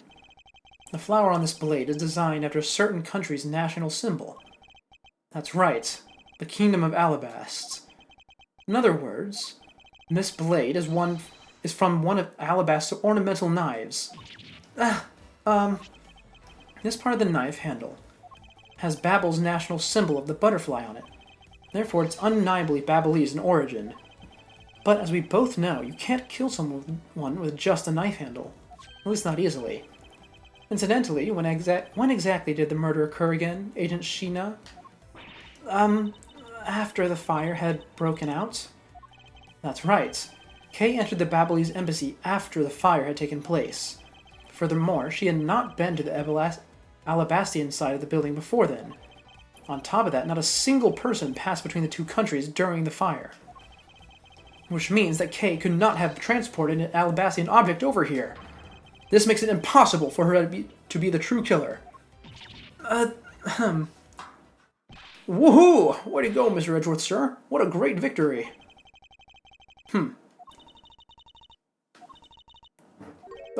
Hey, why is everyone so quiet? I'm happy we got this far and cleared Kay's name. But what worries me now is what will happen next. What is the meaning of this? An Alabastian knife here? Do you mean, how did this find its way to the Republic of Babel? It didn't just find its way over. Rather, we should focus on how it was smuggled over. You know what? My brain hurts thinking about it while we're just standing around. Thinking while you're on the run? Now that's the real way a great thief operates. Okay. Oh, thanks a bunch, Mr. Edgeworth. For proving me innocent, I mean. You believed in me the whole time, right? Tell me you did. Not really, no, but... Come on, you don't have to be so shy about it. Your argument is still not airtight. Would you care to elaborate? I understand now that the girl didn't commit the murder. However, there's still the possibility that she is the Yatagarasu. That again? Look, how many times do I have to explain to you? I am the real Yatagarasu. I am not like that fake one that goes around setting fires, okay? Whether you're the real deal or fake, it doesn't really matter. All I have to say is this. I have my suspicions that this girl is the one who started the fire. Preposterous! On what grounds do you suspect her of such a thing? The fact that she calls herself the Yatagarasu. That, in itself, is the most elegant proof. Miss Sheena? Yes? I have no intention of taking back any of what I've said. I am the great thief Yatagarasu, and I refuse to allow some impostor to claim that name as their own. The path of justice that my father pointed me towards, I will walk toward it as best I can. It's not good to be so stubborn. I hope you can understand that. Thanks a lot for the concern, Miss Sheena. Let me share something with you too, as a token of my appreciation. Those sunglasses totally do nothing for you, so I'll steal them from you next time, okay? What? Oh, she was wearing sunglasses when she walked in, huh? Well, I guess we'd better get going. Going? To where? To the Kingdom of Alabast. If we don't go, we won't know for sure, right? I suppose not. We won't get anywhere simply by standing here thinking. To see where the Alabastian knife came from, we'll have to pay the Alabastian embassy a visit. Let's go, Miles Edgeworth. As you are my subordinate, I will not tolerate you bringing the investigation to a halt. Understood. Oh, are we gonna get a save screen? Oh, yeah, there we are. To be continued. Investigation Section 1 complete. I think I can go for at least one more. Oh, I need to put a save down. There we go. And it looks like we're going back to the main hallway now.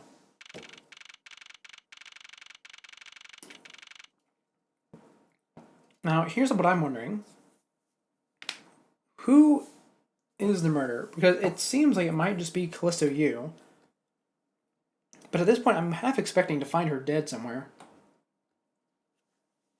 Because I doubt they would ever make it that straightforward. Ah, here's the guy. Lang. Am I... Men in Black? Count off! One! Why are they all one? One! Shifu, 99 callouts. So all 99 members are most likely here and accounted for, sir. Hey, you. Yeah, you, the second number 1 from my right. Sir. Yes, sir? Here, a birthday present for you. Oh, what? Shifu, I didn't know that you knew all of our birthdays. What a kind heart you have. Shifu, you are more of a man than we'll ever be, sir. I'm really sorry, but it's not my birthday. Lang Ji says, a cub who disrespects others soon feels the disciplinary bite of an elder. That present isn't for you. It's for your younger brother's wife's younger brother. Tell him I said hi, and happy birthday, won't you? Yes, sir! Shifu, I can't believe you remember that much about each of us. Shifu, I'm so moved that I can't stop crying. Okay, well, I just remembered literally everything about this man from that interaction. He is very entertaining. I should probably leave them to their alone time. Alright, meeting's over. Everyone, head for your posts. Dismissed! Sir! Oh, I should get a button or something that makes my voice overlap itself. How would I program that, though? I can figure it out later. Yo, were you guys there the whole time? I got a call from Sheena, and she'd already filled me in on the situation. Sounds like you're going to get in my way again. I have absolutely no intention of interrupting your investigation. I simply request that you grant me permission to investigate the Alabastian embassy. Huh. And what if I say no? Agent Lang, this man is my subordinate. As I have received permission from the ambassador, he is to be extended the same rights. Sorry, sis, but it's not that simple. Alabast has the strictest immigration regulations in the world. Or didn't you know? Even among my elite men, about only half of them were admitted into the country. Besides, any more cooks in the kitchen and we might spoil the soup, if you get what I mean. How dare you make such assumptions? Don't take this the wrong way, but I thought I was in charge of Alabast, Miss Von Karma. Look, try to understand, okay? Things over in Alabast are a bit of a mess right now. What do you mean by a bit of a mess? No one told you? We had an incident in Alabast as well. This is what we call a decision based on the investigation, Mr. Prosecutor. Oh, look, Wolfie! Just let us in already. Oh? Is there a problem here, Agent Lang? I assume that's the old man talking. It is, okay. Not really. Just having a discussion about whether or not to let these guys in. Ambassador Alba, I ask that you please allow these people to join the investigation. Having a debate because of my country. I'm terribly sorry for placing you good people in that kind of situation. It is all because I lack the strength to govern well. Please, it is nothing of the sort, Ambassador. You weakling Quercus! Curse your frailty and inability to effect change in your country. But what are you... The thing is, investigations conducted in my country have been under Agent Lang, and it is my judgment that in order to minimize disruption in my investigation, I should leave everything up to Agent Lang. And there, you see? Oh, no way! Oh? Who's interrupting now? Ah, the Secretariat. Ambassador Alba, I ask you please reconsider letting them into Alabast. What's that?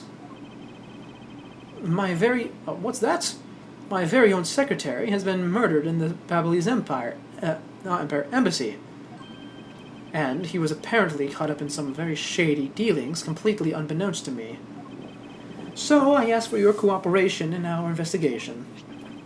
These aren't much, but I hope they can cover your travel expenses to Babel someday. Alright, I get it. Even if you beg Ambassador Alba, I still have to give the final okay anyway. Alright, you hear that, Mr. Edgeworth? We're in! Not so fast, my little crow girl. You are still a witness in the Babel murder, so I'd like you to please stay in the Republic of Babel. Detective Gumshoe, please take good care of Kay for me. Oh, yes, sir. Sounds good to me. The fewer troublemakers, the better. Rasp? What does rasp mean? Is it like a noise of frustration? I've not seen that one before. Hey, Mr. Edgeworth? Yes? So, I wanted to ask you for a while now, but that lady over there, is she who I think she is? Ah, that's right. I didn't introduce the two of you yet. Franziska von Karma, the prosecutorial prodigy. It's nice to see you again. Oh, I knew it! You're the whip lady! You may address me as Miss von Karma. Miss von Karma, I leave the investigation of Alabast in your hands. Thanks. Rest assured, I will outsmart both the smuggling ring and the Yatagarasu. The smuggling ring, huh? Perhaps I should ask Franziska a bit more about them before I head to Alabast's. Ah, and I mustn't forget to thank Ambassador Palino for all that he has done for me. Alright, well, let's see. Is Lotta still here? Nope, she wasn't. Okay, I assume she was just here as like a cameo or something. In that case, we have two people to talk to. Let's get to it. Ambassador Polino, I am in your debt. No, it's nothing. Because it's about all I can do for you, I'm afraid. I only ask that you please bring Manny's killer to justice. I will, Ambassador, on my honor. Oh, wow, you're sensational. You've really piqued my curiosity. I know they aren't much, but know that I'm giving them to you wholeheartedly. Are these the only things you have to give? No, that's quite all right. Oh, well, how about this, then? Oh, the ink. And what exactly is it? It's a fountain pen ink, known as Babylese ink. It's made exclusively in Babel. So this is Babylese ink. We make it from wood crystal oil, which is mined through our mineral mines. Mineral mines, huh? Please accept this ink. One dip of your fountain pen in this, and you can write for hours in your organizer. How fortunate for me. The ink in my pen just happened to have run out. I gladly accept your gracious gift. Alright, well that'll be a nice piece of evidence for later. Great, wonderful. I guarantee to you that writing with our ink is an unforgettable experience. And since we don't export it, if you run out, you're always welcome to come and visit our fair nation. Talk about cornering the customer along with the market. Well, they can probably get away with it. Ink is really valuable. You've made so much progress in your investigation in such a short period of time. It's truly amazing. Agent Hicks, whose help I had requested, was cut down before he completed his task. Agent Hicks. I don't remember who that is. The only character in this series I know whose name is Hick is the fake doctor, who I really don't like. But I think that's the kind of the point. He's not supposed to be likable. Ah, that's Hicks. Okay. There's no room for further failure in my perfect investigation. In spite of that, I believe you were able to attain some insight into the ring, correct? It was nothing. I simply made some deductions based on the smuggled item I was following. You mean the Babylese ink? But why are there restrictions on the export of Babylese ink to begin with? That's classified Interpol and Franziska, as your subordinate, I'm part of your investigation now. Don't you think it would be beneficial if I was as well informed as you? Point taken. Very well, I'll fill you in. Recently, we discovered some very well-made counterfeit bills circulating in Zhangfa. Counterfeit bills. Yes, as you may have deduced, the counterfeits are being made with Babbel's special Babbly's ink, and it's virtually impossible to distinguish bills made with Babbly's ink from real ones. How does that work? Do they not have security paper? Strange. Thus, it was only natural for Interpol to keep an eye on the Republic of Babel. Okay, well, Babbly's ink has been updated. That's nice. That's where this document comes into play, correct? Correct. Mr. Cochin was smuggling large amounts of Babbly's ink. Furthermore, he was charged with running the embassy's printing equipment. That's all the evidence I needed to know that he was the head of the smuggling ring. However, there remains one tiny problem. Let me guess. You still have yet to find the counterfeit bills or the smuggled ink. Yes, and while we're listing things, I might as well add the counterfeit plates to the pile. Since we haven't been able to locate any of these items in the Babbly's embassy, we are looking into the Alabastian embassy next. Doesn't matter where they're hidden, mark my words, I will find them. Alright, are the plates just irrelevant then? Okay. Well, shall we get going? Oh, are they actually coming with us?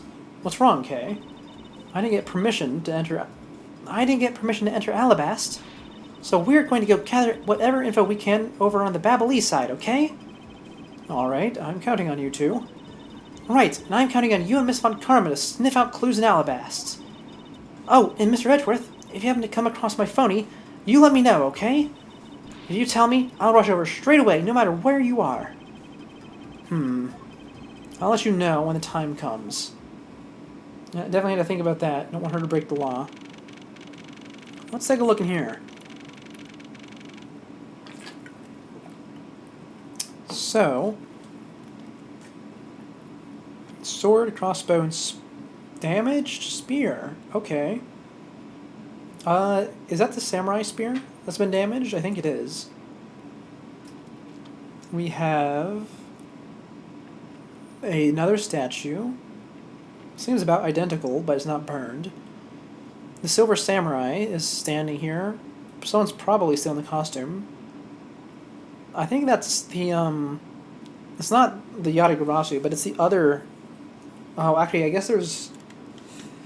Oh, a Mask Star to Mask, I think it was his name. From the second or third game. I think the third game. But that's obviously not the actual one. I think it's just a guy in a costume. Because he's dead too. Killed by the sword, it looks like. And there's a photo with the Steel Samurai and the ambassador on the table. Okay. Overall, this room seems structurally identical to the other one. Just not burnt up. Oh, hey! What do you think you're doing to my subordinate? Who's in the costume? Time for the reveal. You're... Oh, is it Old Bag? Whoa, it's Larry. Okay, I never expected that. Huh. I really didn't expect that. Also, is this a new theme for Larry? They gave him a whole new theme song? Dang. Edgy! Oh, thank heavens you're here! I'm in a really, really big pickle, your lordship. The raven, it appeared, poof, and then disappeared, swoosh. And though I am the Steel Samurai, my sword, it's... I'm so confused, I don't know what anything means anymore. Well, it's no wonder the Steel Samurai was so skinny. I knew it wasn't power, but... Wow, I'm sorry, I'm just in shock. Who is this fruitcake? I'm Larry of the House of Butts, married man of Neo-Old Tokyo, m'lady. Now I remember, this person is one of your friends, isn't he, Miles? Yes, frighteningly enough, he is. Hey, what's up with that answer? Your best bud is in a bind and you act like it's no big deal. What sort of bind are we talking about here? The suspect kind. I accidentally became a suspect in a murder. Oh man, is this like, what is this? Your third time at this point? Probably your third time. I think you're, but it's your like fourth or fifth overall. I see. That is quite the bind. Not that we're the least bit surprised. Yes, I pretty much expected this news. From the instant I saw this unlucky face. His name is Larry Butts. Oh, exposition time. I've known him since grade school, and for as long as I've known him, he has been the world's largest source of trouble with a capital T. Hey, what kind of introduction is that? You're so mean, Edgy. If you're not careful, you might find your tiny number of friends go down by one. That was uncalled for. Besides, you're... Wait, hold on. Larry, it was you? You're the one who wrote my Steel Samurai autograph? Huh? Oh, you didn't notice earlier? I even winked at you through the headpiece. Ugh. What's going on? Why are you beet red? Sorry, but could you not speak to me right now? Oh, sorry. Am I interrupting your comical yet melodramatic play? So, this is the incident you mentioned earlier? Mr. Prosecutor, this man, this childhood friend of yours, is our prime suspect. Of what, you ask? Of the murder of a man who had snuck into this embassy, Mask Damask II. Oh. Or Mask Star Damask II. That's, strange. Did the previous one retire? I suppose he could have gotten away with that. Mask Star Damask II. Who is this little creature? They have an interesting little cloth there, and a piece of paper in their hand. Also, their build is very different than the previous Mask Star Damask. Only Larry gets up into yet another mess as fine as this. But no matter what the facts seem to say, Larry is not the type to commit murder. Still, it's a rather daunting stroke of misfortune I've struck. I have to prove that Larry Butts is innocent of all wrongdoing. Again. Actually, no, I guess for him it's not again, this is the first time. Shifu, we've identified the victim. Good work. I'll take that report now.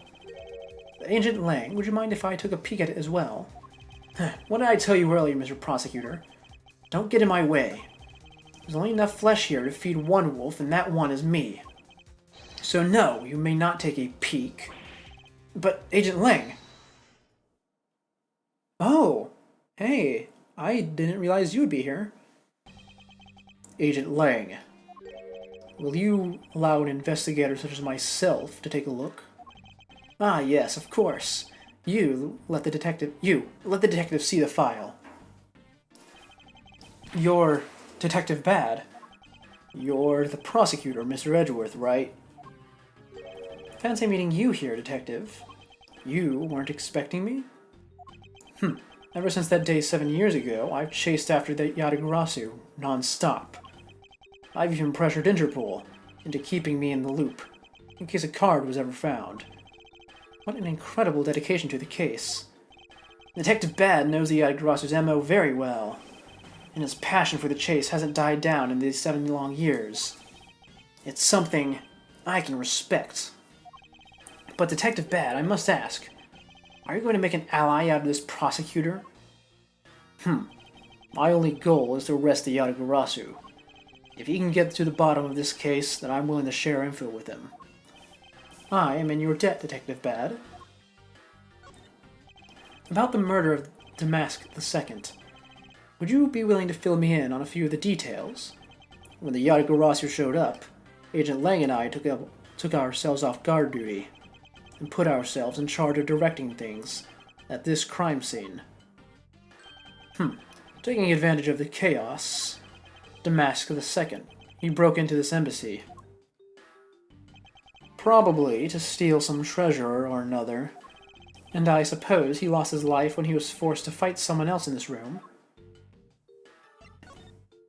Why exactly was that man placed under arrest, Detective? That samurai? He was born looking suspicious, but not for the reasons you suspect, I assure you. As you can plainly see, he is completely harmless. Well, it was just a random guess.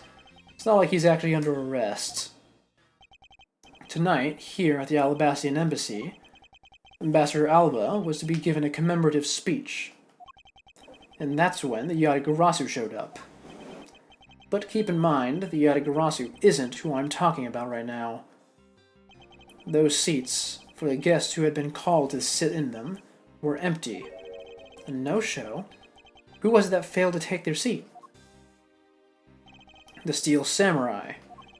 Until the speech was to begin, each member of the entire Steel Samurai family was to wait in a separate room. However, for some weird reason, that man was spotted in a different location than his assigned room at that time. And where was he?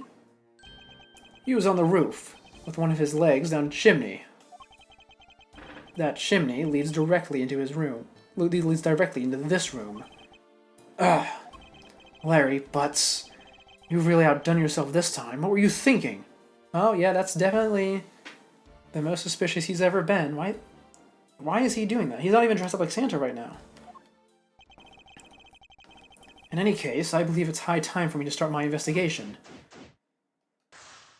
Okay, investigation time. Here we go. There is a tree growing into this room. That is very interesting. I'm going to start with that tree. I don't think it's important, but but these two flowers might be. Yeah, two of them have been taken. These two gorgeous flowers are in full bloom here. I'm sure these flowers as lovely as these must have an equally lovely name. Miles Edgeworth, are you done staring? I should hardly think passion flowers are all that rare. Passion flowers? That's a rather unusual name. It was named by priests in the 15th century for the Passion of Christ. As they say, you learn something new every day. Anyway, those are hairpins that they are stuck to. I was surprised that those didn't come up earlier, but I suppose it's because they were being brought here. So there's two missing flowers, and the two that remain are being supported by the hairpins that can exclusively be found here on this day. Don't know how that's going to play into things yet, though. Now, since Larry was trying to come down the chimney, let's check it out. It's a fireplace, and by the looks of it, I don't think it's been used recently. Yes, I can't say that I can see anything unusual about it. Oh, okay. What about this photo? The statue is very shiny. You see the knights in the background, at least two of them. And the crossbow, okay. The person shaking hands with the Steel Samurai in this picture is Ambassador Alba. It was taken just before the murder. The Steel Samurai must be very popular. They're even using the National Treasure as a backdrop. I just don't understand. What exactly is so great about Topknot there? Clearly, there's a depth to this show that a young person like you can't fathom. Speaking of young people, aren't young children the target audience of the show of costume actors? That's interesting. It seems that Edgeworth and Franziska have an opposite dynamic with the Steel Samurai compared to Nick and Maya. Anyways, let's go check those knives.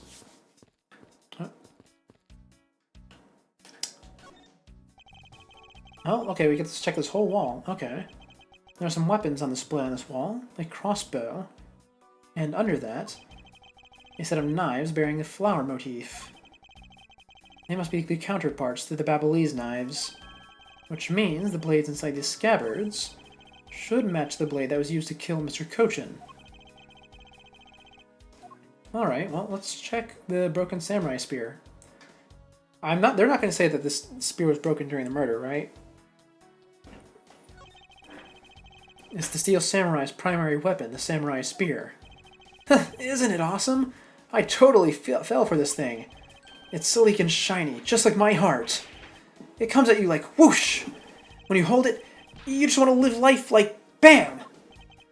You do well to watch what you say, Larry. Although, it is just as Larry says, the spear is quite the symbol of valor. However, speaking of spears, aren't you supposed to use them by thrusting the point straight into your opponent? I'm not entirely convinced the spear is up to the task. Oh, what's wrong, Edgy? You're just staring into the distance. Oh, I get it. Tell you what, I'll tell you studio to make. I'll tell the studio to make you one, okay? But this one's mine. Did I say anything about wanting one? Maybe I can shut him up if I show him the piece of evidence. That will point something out about this spear. Okay, I can deduce that. Do I just use the autograph? Okay, sure. Larry, about this spear. Oh, are you feeling it? Bam! I thought there was something strange about this spear. Tell me, Larry, is it just me or is this spear a bit bent? What? No way! It's exactly as it should be, yo! I have here the autograph you wrote for me earlier. Now take a good look at this, which you drew with your own hands. You can see that the spear is clearly of a different shape. What do you have to say to that? Oh, Larry, ever the compulsive liar. I'm sorry. When I held the spear in my hands, all of a sudden I feel super powerful. And then during practice, I was spinning it around and around, and bam! It hit the wall. Hold it. You're unbelievable. This is an embassy. But I've always been like that, ever since I was a kid. One time on an overnight field trip, I bought a fake sword and played with it, late that night. I'm just a useless, hot-blooded man. Larry, clarify that for me, will you?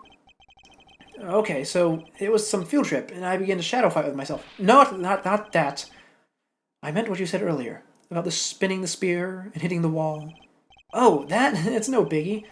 It's not like I left a hole or anything. That's not why I'm asking, Larry. The samurai spear is made of metal.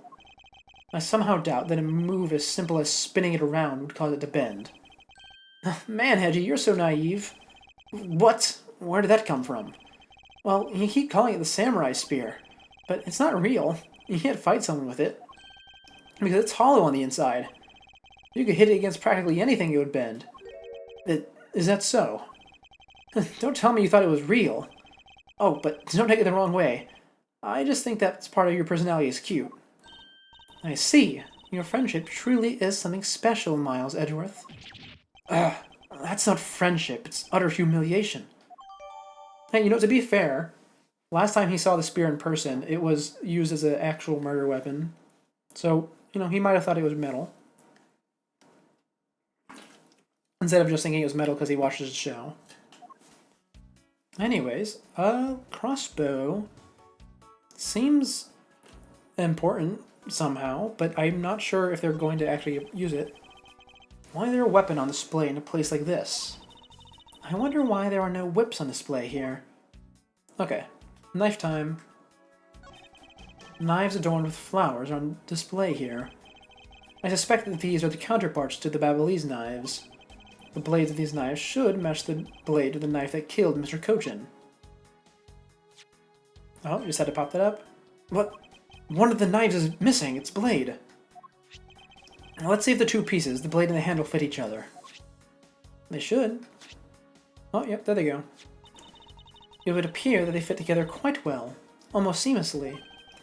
Then, this means that an Alabastian knife did find its way into Babel. But how? Alright, is this plant thing important? What is that plant supposed to be? Franziska, can't you see that it's supposed to be in the likeness of Ambassador Alba? Miles Edgeworth, as a subordinate, you have a lot of nerve telling me what to think. I look forward to your salary assessment next month. You are deluding yourself if you think you have any control over that. Alright, let's check the statue. I can spot absolutely no difference between this Primadou statue and Babel's. The statue's faces look a bit like that costume hero you like so very much. I only wonder why you Americans have such an affinity for this kind of face. The statue wasn't made by an American, At least, I don't suppose so. Alright, I don't get that statue in my report. Interesting. I suppose next up it's time to inspect the body that I've been avoiding. So, this is the victim, Damask II. What is this gaudy outfit? You don't know about Mask Star Damask. A few months ago, this thief caused quite a lot of havoc on the populace. So this thief is separate from the Yatagarasu? I thought they were for a while, because their MO and targets were different.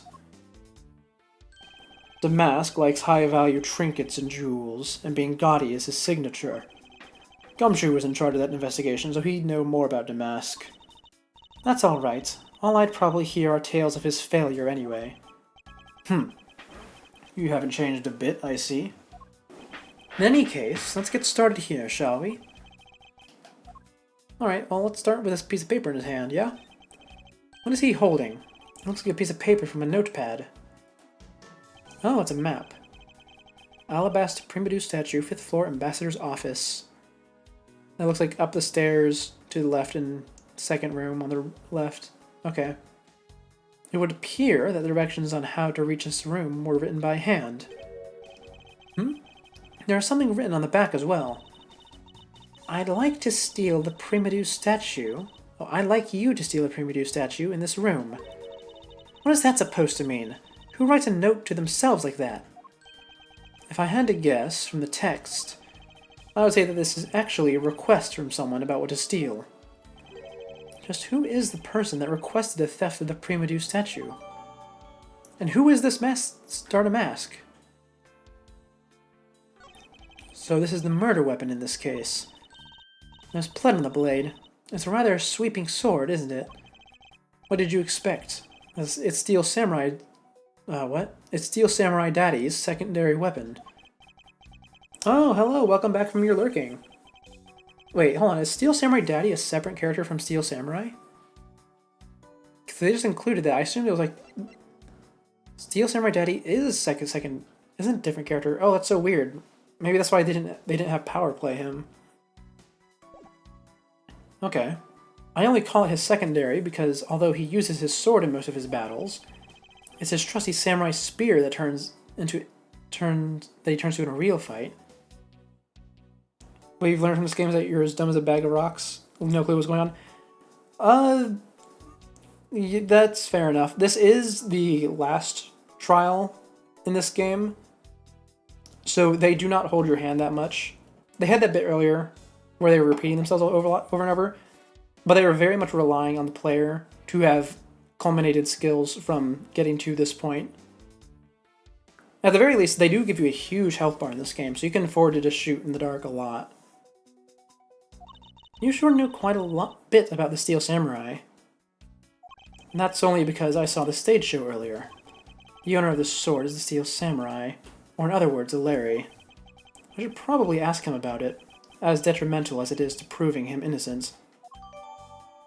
I actually do recall in the mainline games, there was this one section, and I think it was in the 5th game, where I was just completely stumped. It was probably last like 20 minutes on stream of me just struggling with one question and answer.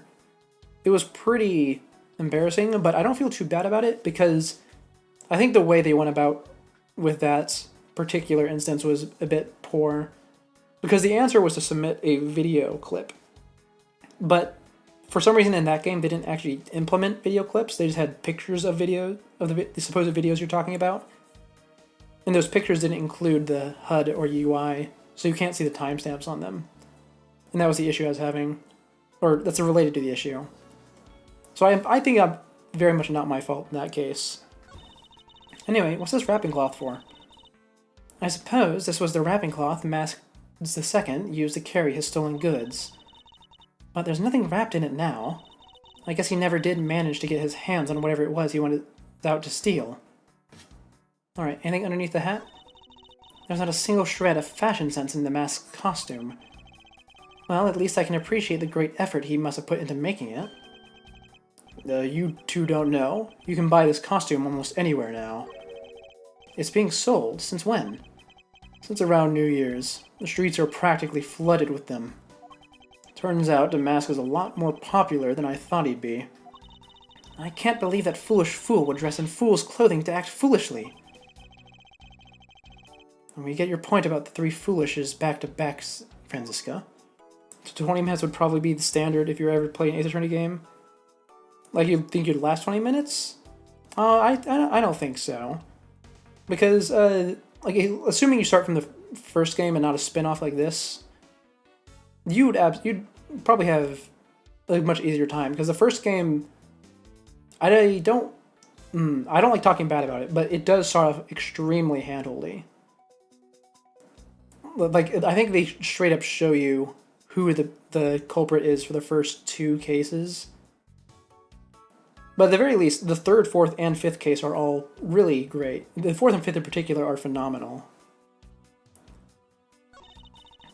Oh, okay. I thought I could click on him to find out his identity, but the hat is apparently part of this costume. Also, just for a bit of background information, the reason the mask is popular is because they ended up getting off scot-free on account of double jeopardy. Because they were found innocent, and then afterwards new evidence came up. It was very fun. I thought that the mask had quit the business. This guy, he's just a copycat using the name. A phony successor. He's just another petty thief. His real identity is an out-of-work guy by the name of Kashi No. He's 29 and wanted on larceny charges.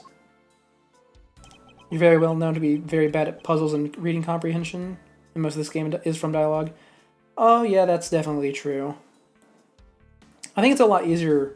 I'm going to argue once again in favor of the main games. Because the main games, you don't actually have to walk around or anything. Most of the puzzle solving happens in a courtroom when you're stationary. So as long as you can just check out your inventory like this, you can solve most things. Oh wow, the inventory's gotten pretty big, I just realized. That's going to be a problem later. From his clothes and what he was carrying, we determined that this guy is the real Damask II. The cause of death appears to be loss of blood from the back of his head. It seems that he was struck with something very hard. In other words, he was bludgeoned to death. Wait, who got stabbed then? Huh. And what was he bludgeoned with? Hold on, do I have it bludgeoned in my inventory? Probably not the statue. Probably not the handle. Oh, the sword. I guess the sword's fake, actually. It's not a real katana, so he could get bludgeoned with this. Okay, you know, that solves it. Probably got bludgeoned with the sword or the spear, either one. Oh, wait, no. The spear got bent on the wall. Okay, anything else to check in this room besides dialogue with people? Nah, the grandfather clock's not important. It wouldn't be stopped from the fire or anything. Okay, I think we just need to talk to the people. Bad, do you actually? Well, I don't have. Oh, actually, I don't have puzzle pieces. You remember playing a joke version of Ace Attorney in another game? It had 8 options. I talk about the Henry Stickmin game because I remember that one, and I think failing that is kind of the point because they do not give you any build up really. I think they actually redid that ending in the remake. Or at the very least, I know they reanimated it. Yeah, Henry Stickmin. I remember, because they're also, what was it? I remember playing that for the very first time, back when it first came out. And I think they called the Ace Attorney ending the boring ending. I think, which is, you know, it's fine, because they did adapt it pretty poorly in the original version. But it does capture the essence of the comedy, whenever you click the right option. You did some investigating over in the Babylonis embassy too, right? I did. Is there a problem? Lang Ji says, a wolf who aims to hunt for 2 rabbits at once. I believe the idiom you require is, he who runs after 2 hares will catch neither. Heh.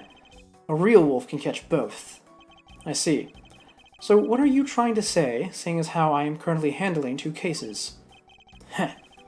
Suit yourself, but don't say I didn't warn you.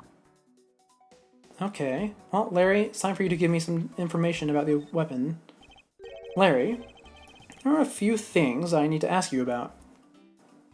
You haven't played most of the originals since they're older than you, but you've played the remake fully. Oh, well, you're not missing anything from the originals. They're just a bit poorly the animation quality is a bit lower. Backgrounds don't usually exist as much, and there's less options. It is free, though. Larry, there are a few things I need to ask you about. Hey, how about that? I've got a few things I gotta ask you too. What is it? It's like both you and him. How is it that the two of you are always managing to have some cute or hot girl by your side? And Franzi, what about that promise you made to me? Promise? What promise? The one where you said you would model for my next book, Franzi's Whippity Whip Trip. Oh, Larry, don't be on this again. Cow! I made no such promise. Ever since grade school, we've had a certain saying about a Larry. When something smells, it's usually the butts. One needs to look no further than this man to find the king of troublemakers. Yep, okay, well, Larry, we have a lot of dialogue to get through. Please do not spend it gushing about Franziska. As I recall, aren't you calling yourself Laurice Donham now? Oh, this is after the third game. Oh, of course it is, because the Mask has an imposter. Okay. That's Donham! Laurice Donham. Get that straight in your head, Edgy. Ow! Hey! Now I remember. You're that rude, pale imitation of a real artist. No, you got it all wrong. I gave up on that whole Laurice business. Oh! I remember the reason why I'm confused. It's because this game has a time skip in the middle of it. There's the prior to 7 years ago and after 7 years ago. This is after, which is why it's after the third game, and the previous one was before the second game, I believe. Okay, makes sense. Besides, when... Oh, Banjolina left me and my heart in pieces. That's when Mindy walked into my life. I do not remember these people. For some reason, the entire time I've been listening to this, all I can think of is Sally Face. I don't even know what Sally Face is. Anyway, I think Banjo Linda, is that what you called her? Banjolina. Okay, that's a new off-screen girlfriend. And Mindy, I don't remember who that is, but I remember that is a named character. It's shown up, I think. She's been so good to me that I wanted to help her in some way. And I figured I could get through the Steel Samurai outfit. Your name blathering makes less and less sense each time we meet. I believe he's saying that he picked up this part-time job as the Steel Samurai so that he may attempt to capture the heart of the actress who plays the Pink Princess. Is that where I know the name Mindy from? Huh, okay. You got it! I knew you know what I meant, Edgy. Not really. It's not so much as I understood, but a simple deduction based on your usual modus operandi, Larry.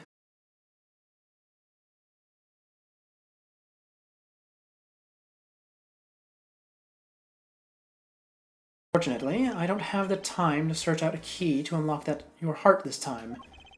So I suggest that you cooperate and tell me what you know. Okay, I get it. Just stop Franzi from whipping me from behind. So, I guess you know what I did, right, Edgy? I can't even begin to imagine. However, I imagine that whatever you were up to was probably beyond my imagination. So, will you tell me exactly what you did, Larry? That was not supposed to be a question. Oops. Nope, not yet, Edgy. It'll take more than that to loosen my lips. A lot more. Confess. Now. Oh, okay, well, I was up on the roof. And why exactly were you up there? Oh, you know that wintry custom in the Legendary Hero? Legendary? What? Hero? Santa Claus! Santa Claus. I wanted to do that thing he does, so I climbed up to one of the chimneys. Oh, Larry, you don't even have the Santa costume on right now. There was a case where you had that. Why? Okay. Maybe that's where he got the idea from. But when I got there, there was smoke pouring out of the chimney. The chimney to this room? I thought the fireplace hadn't been used recently. Okay. Oh wait, was well, the crossbow didn't go into my inventory, but I was thinking that maybe the crossbow is just shoot a flaming arrow. I suppose that's not especially realistic though. And, well, I couldn't go down the chimney with smoke coming up, right? So I gave up. Larry, you do realize that Santa Claus does not exist, right? Of course I know. I did graduate from junior high, you know. Then you should also understand this. If Santa was real, he would be the biggest unlawful trespasser in history. Ah, crud. Is this your attempt to imitate Santa that has landed you as a prime sus- No, it is your imitate... Bleh. Oh, I'm tripping over my tongue. It is your attempt to imitate Santa that has landed you as a prime suspect in this murder. Like, come on, man, what's so wrong with pretending to be Santa? Let's start with the fact that it will be the Ides of March in a matter of hours. I do not think I've ever heard anyone use the word Ides before. That is extraordinarily antiquated, Edworth. Santa only visits home on December 24th. That's in December, you nitwit. No! Hey, wait a second, we're not in court. So stop berating me. Larry, about the samurai sword that was used as a murder weapon. Oh, that? Well, I shook hands with the ambassador in this room, you know? Yes, apparently you did. And, well, I totally forgot about it and left it behind when I left afterwards. You want to talk about shock? I was most shocked of all when I heard it killed someone. Shocked! Ah! Foolish fool, looking especially foolish for foolishly stating such a foolish excuse. You forget to take something that big with you. Who would believe such a tale? Oh, did we die just now? Not as in, like, I got, like, we ran out of HP, but did the stream die just now? Hold on. Oh boy, look at that. Why is that happening? Hold on, I'm gonna refresh my end, see if it fixes things. Oh, yep, look at that, I'm back. Okay, I don't know why that happened. Moving on. It's definitely not for the weak of heart, but I love it nonetheless. Alright, well, I'll put it on my list of things to check out. I have it with me. Yeah, sorry for that delay. I think it cut out for a second. Sorry, Miss Karma, Von Karma, but I believe him. Because if anyone could forget something like that, it would be Larry. Edgy, you believe me! I just knew that our friendship is something special. Anyway, even if Larry had simply forgotten the sword and left it behind, that in no way clears his name. Which means that I will have to prove his innocence from a different angle. Alright, can I present anything to him that would be especially important?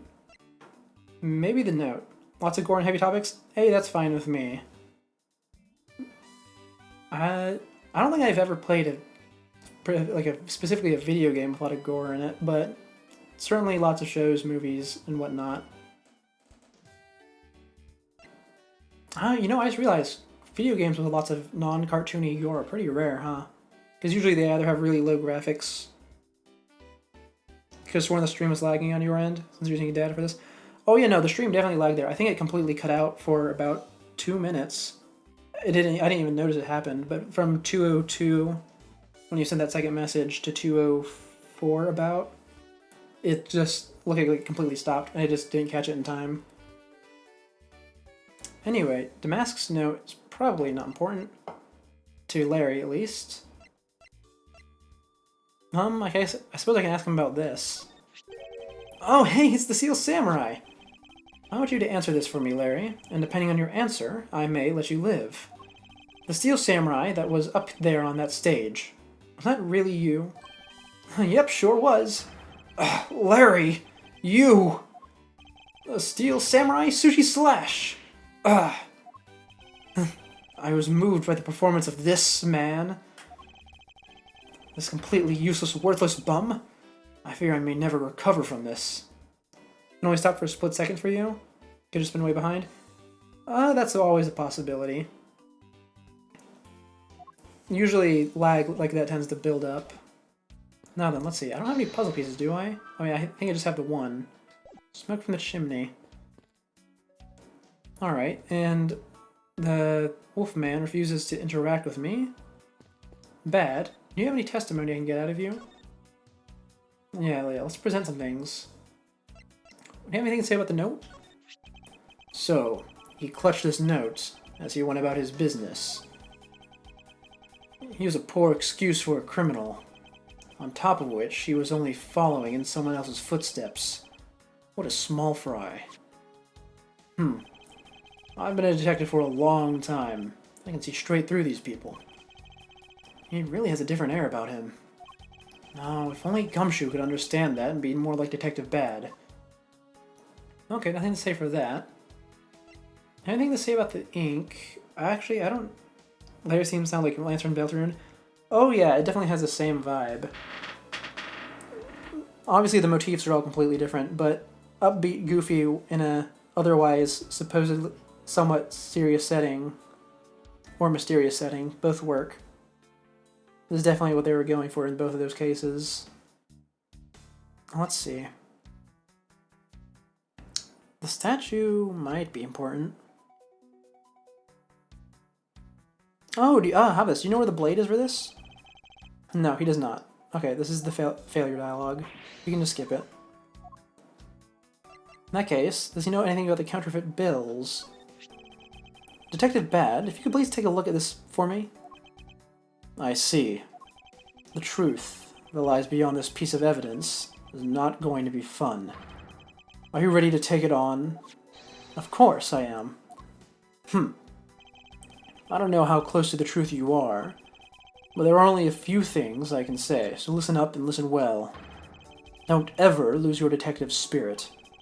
That would be a good piece of advice, if I was a detective. Is that really all you had to say about that? Okay. Do you know anything about the passion flowers? Learning so many new words from this game? Oh yeah, I've seen quite a few too. I think it's because Edgeworth is the protagonist, and Edgeworth is a very theatrical man, despite his serious nature. And I think they wanted the game to really match that. At the very least, it's a big step up from the base game where Nick and Maya are arguing over what qualifies as a step ladder and what counts as a regular ladder. I doubt he has anything to say about the flowers, even though they do have the hairpins in them. Okay, he has nothing to say. I'm surprised no one has brought up the hairpins yet. Is that going to be coming up in like a testimony or something? Okay, hold on. I need to investigate probably the statue. Let's try that. There. That was the exact same statue sitting in the Babyliss office we examined. It's the Primadou statue. Oh, it's the Primadou statue. It was the national treasure of the Principality of Cadopia. There was only one of these statues, meaning that one of the two is a replica. But both the Alabast and Babel claim to have the real thing. The latter argument is absolutely something you get into an argument about. Oh yeah, no, it's a running joke. I think in every single one of the original game of the original trilogy, they argue about it. And in the collection on Steam and stuff, I think there's an achievement for getting into every conversation about it. It's quite memorable, to say the least. What an incredibly childish fight to have. Oh yeah, that applies to both the ladder argument and the statue argument. Okay, we now have both statues. Let's see, can I inspect the knives from here? Get a closer view of them? There's almost the exact same wall mount for the knives on the Babyliss side, but I can't see any of the details from this distance. Okay, no, I can't. Let's check the statue. It's a Primadou statue. There's one of these on the Babyliss side as well. I hear it's very valuable and made of pure gold. It was a national treasure of Cadopia. There was only one of these statues. Okay, yep, I've read that dialogue. Apparently I can deduce something in here. This might... Okay, so I'm thinking that I submit this because the knife handle is still missing. Well, not the knife handle, the knife blade is still missing, which means the blade should be in here somewhere, right? Nope. Okay, the failure dialogue. What do they want me to do with the statue, then? Do I have anything that connects to it? I really don't think so. Can I see what this looks like? It's cracked. The purple bits look about the same. Yeah, okay, I don't... I'm not actually sure. Yeah, there's that big flower symbol on the wall. What am I missing here? Let me just take a look at my evidence. It's not going to be the embassy guide, is it? Just to make sure. That's the proper coat of arms. That's irrelevant. The statue should be irrelevant. These should be irrelevant. Alabastian knife. You know, the one over there is the Alabastian knife, right? So what if we present the Alabastian knife here instead of just a handle? Is that what they want me to do? It sometimes is really specific like that. No, it's not. Oh wow, they give you so much health in this game. Okay. In that case, it's not the documents. Let's check the second page. I've already tried the knife handle. The ink is probably not it. Definitely not the counterfeit bills. Not the passion flowers. Ooh, the photo. Let me look at this. In the photo... Oh! Yep, found it. The statue is oriented incorrectly. Someone's moved it.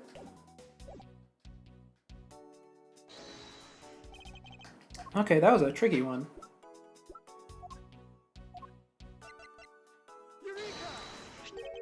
Look at this photo and tell me what you find odd about this scene, Miss Von Karma. The apparent joy on the ambassador's face as he shakes the top-knot's hand? That's not it. I was trying to point out the statue in the photo is facing a different way. You're right. This statue is a national treasure. As such, only an ambassador or secretariat-level person is allowed to handle it. Also, it's made of solid gold, so it's very, very heavy and cannot be moved accidentally. The fact that the statue is facing one way in this photo, and now it's facing a different direction as in this preserved crime scene, is proof that someone touched the statue around the time of the crime. I guess that about wraps up my investigation. That's... Oh, the Pink Princess is here. Yo, Pink Princess, how are you feeling? Still feeling ill? Oh, someone else in the costume? Is that why they're not talking? And yet another strange character comes out of the woodwork. Oh, that was the wrong person. And so, the Pink Princess also comes to pay the Alabastian Embassy a visit. I believe I may need to speak with her as well. Don't be Old Bag, please. Actually, I wouldn't mind if it's Old Bag. Miss Pink Princess, I have a few questions I'd like to ask you. Miss Pink Princess, if you would please... Oh, it is Old Bag! Answer me. Oh, no. Heh! This must be what they call fate. How could this happen 2 days in a row?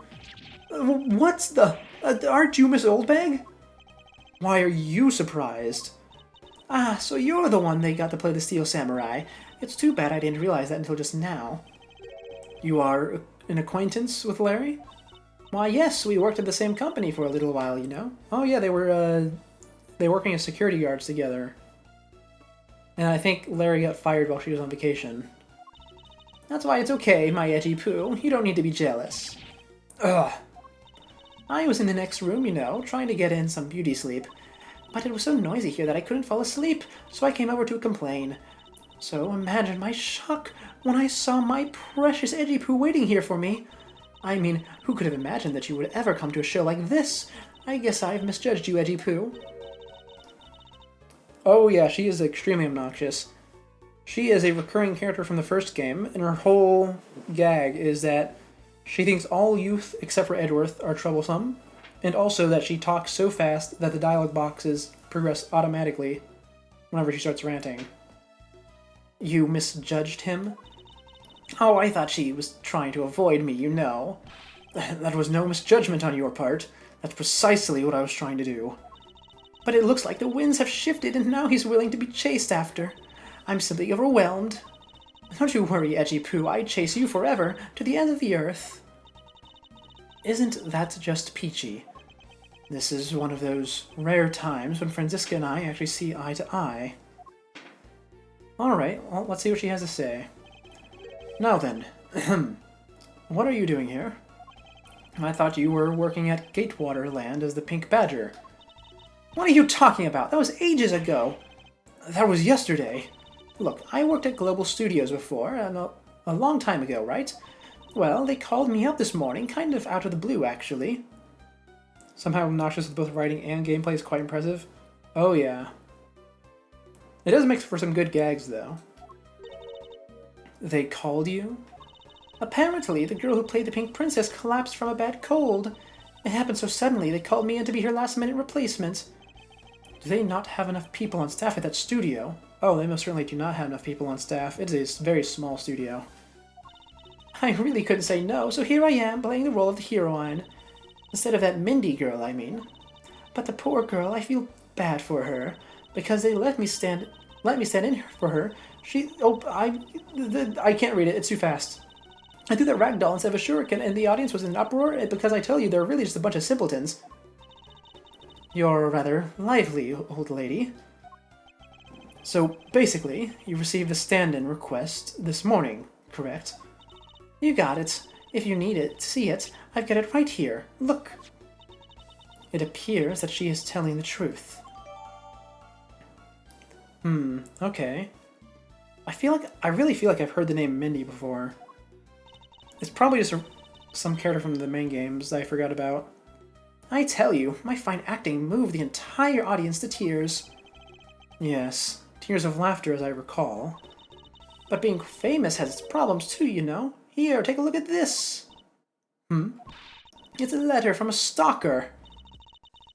I was just taking my break when I found that stuck under the door to my room. Wendy, I'll be descending on you from above tonight, your loving knight. Ah, this is Larry. It would seem... I swear I heard the name Mindy as well. It was in relation to Larry. He was talking about it earlier, because he said that Mindy is the name of the girl inside the costume. But the thing with Larry is that every time he shows up, he has a new girlfriend, and also a new ex-girlfriend, and they always have different names. So I feel like Mindy is the name either of a side character from the main game or of a girlfriend who he had already established in the main game, and I cannot tell which it is. Anyway, this letter is Larry being a creepy stalker unintentionally, because he is potentially the worst writer in all of existence. Everything he writes comes across as blackmail somehow. Or a threat, one of the two. Honestly, you really have to watch out for these kind of things. Look at what it says. Wendy, I'll be descending on you from above tonight, your loving knight. How absolutely revolting. I mean, you'd think he could get my name right. There's no accent in my name. Wait, this horrible handwriting. Where have I seen this before? But now that you're here, Eddie Pooh, I feel 100% safe. Where do I factor into this? You'd bust that evil stalker man for my sake, wouldn't you, Edgy Poo? Well, if you allow me the liberty to handle this in my own way, I'll gladly dispatch a detective to your house later. Oh, come on, Edgy Poo, stop being so dismissive and playing hard to get. Alright. Well, I'll have to bring that to Larry in a second. What were you doing at the time of the crime? What crime? After the show was over, I have nothing but free time on my hands, so I used the fireplace in the room next door to keep my bad hip warm. Well, a murder occurred in the room right next to yours. Is that right? Oh, Edgy Poo, I'm so scared. Hold me, caress me. If you could please not cling on to my personage. In any case, I take it then that you failed to show up at Ambassador Alba's speech? Oh, that? No, I didn't go. I mean, I may have the heart of a young tender maiden, but my body just refuses to cooperate at times. As soon as the show ended, my hips started acting up and got stiff. I couldn't move at all. Can you provide proof of your condition? Oh, you just go ahead and ask the doctors in the infirmary. They're the ones who carried me from the theater all the way back to this embassy. I have to admit, the thought of her not being able to leave the room is rather pleasant. Oh, I guess I don't get to interrogate Larry. Prosecutor Von Karma, I've brought the police dog as you requested, sir. Good work. You may leave now, officer. Oh my god, the police dog is actually grown up. Oh, last time we saw it, it was a puppy still. And it was completely useless, but, you know, it's very cute. Oh, I suppose it has been like 7 years. This level of love talk from Oldbeck is physically painful at this point. Oh yeah, that's why I always love whenever she and Edgeworth are in the room, because it's always so uncomfortable for him. I know it doesn't like seem this way, but usually Edgeworth is very calm and composed. And at least in the first game, one of his running gags was that his composure is always completely shattered by at least one witness, and Oldbag is usually that witness. This dog. I requested the assistance of a dog in our search for the Yatagarasu. Looks like you guys have some pretty bright dogs in this country, too. Oh, you smell something. Hey, you're a real cutie, aren't you? Yeah, that's a good boy. That's the police dog Gumshoe's been taking care of. I think its name is Missile. What a fitting name for a police dog that dashes out in front and attacks. That action alone isn't exactly what's going to solve the case for us, you know. Now, Missile, I want you to find some clues. Go! Never straight to the fireplace? Thought so. Oh, what do you find in there?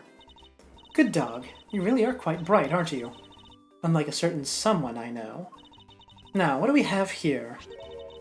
Oh yeah, Missile's fantastic.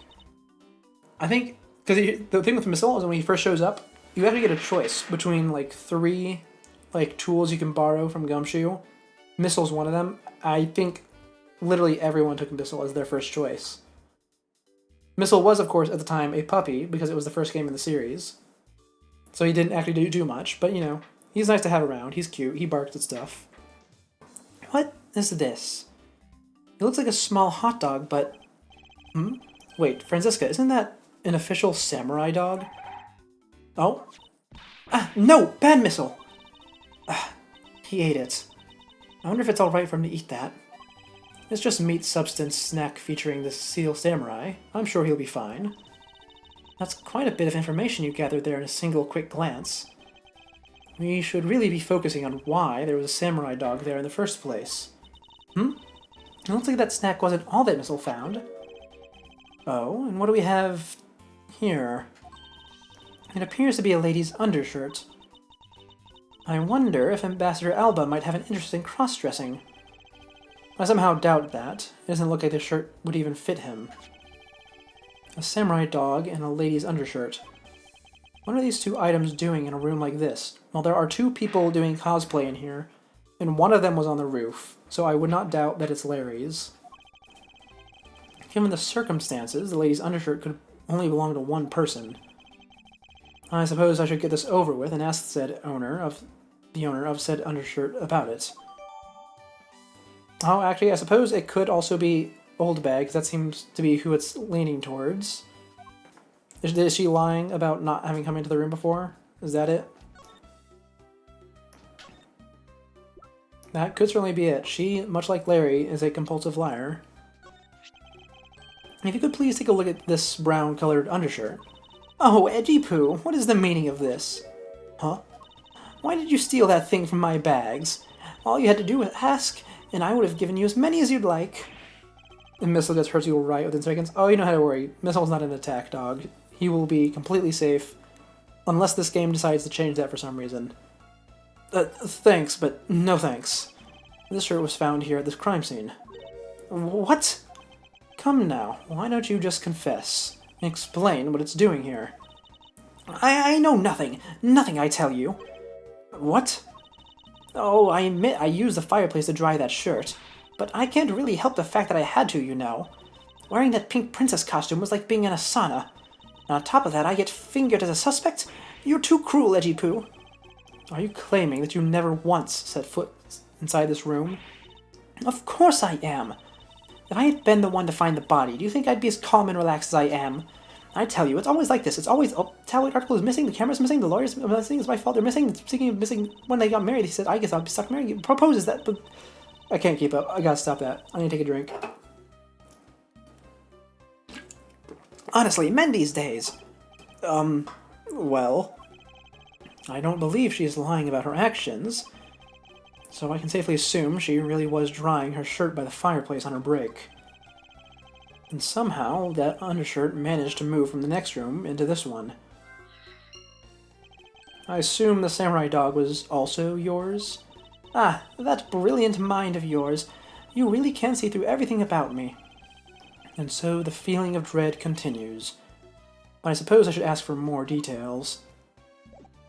Alright, what do you have to say? That samurai dog was yours, wasn't it? Oh, of course, I'm forever yours, my edgy wedgy poo. If you could just stick to what I asked you. Edgy, are you Miss Oldbag? No! You really don't change, do you? When will you learn to take a joke? Anyway, that samurai dog wasn't mine.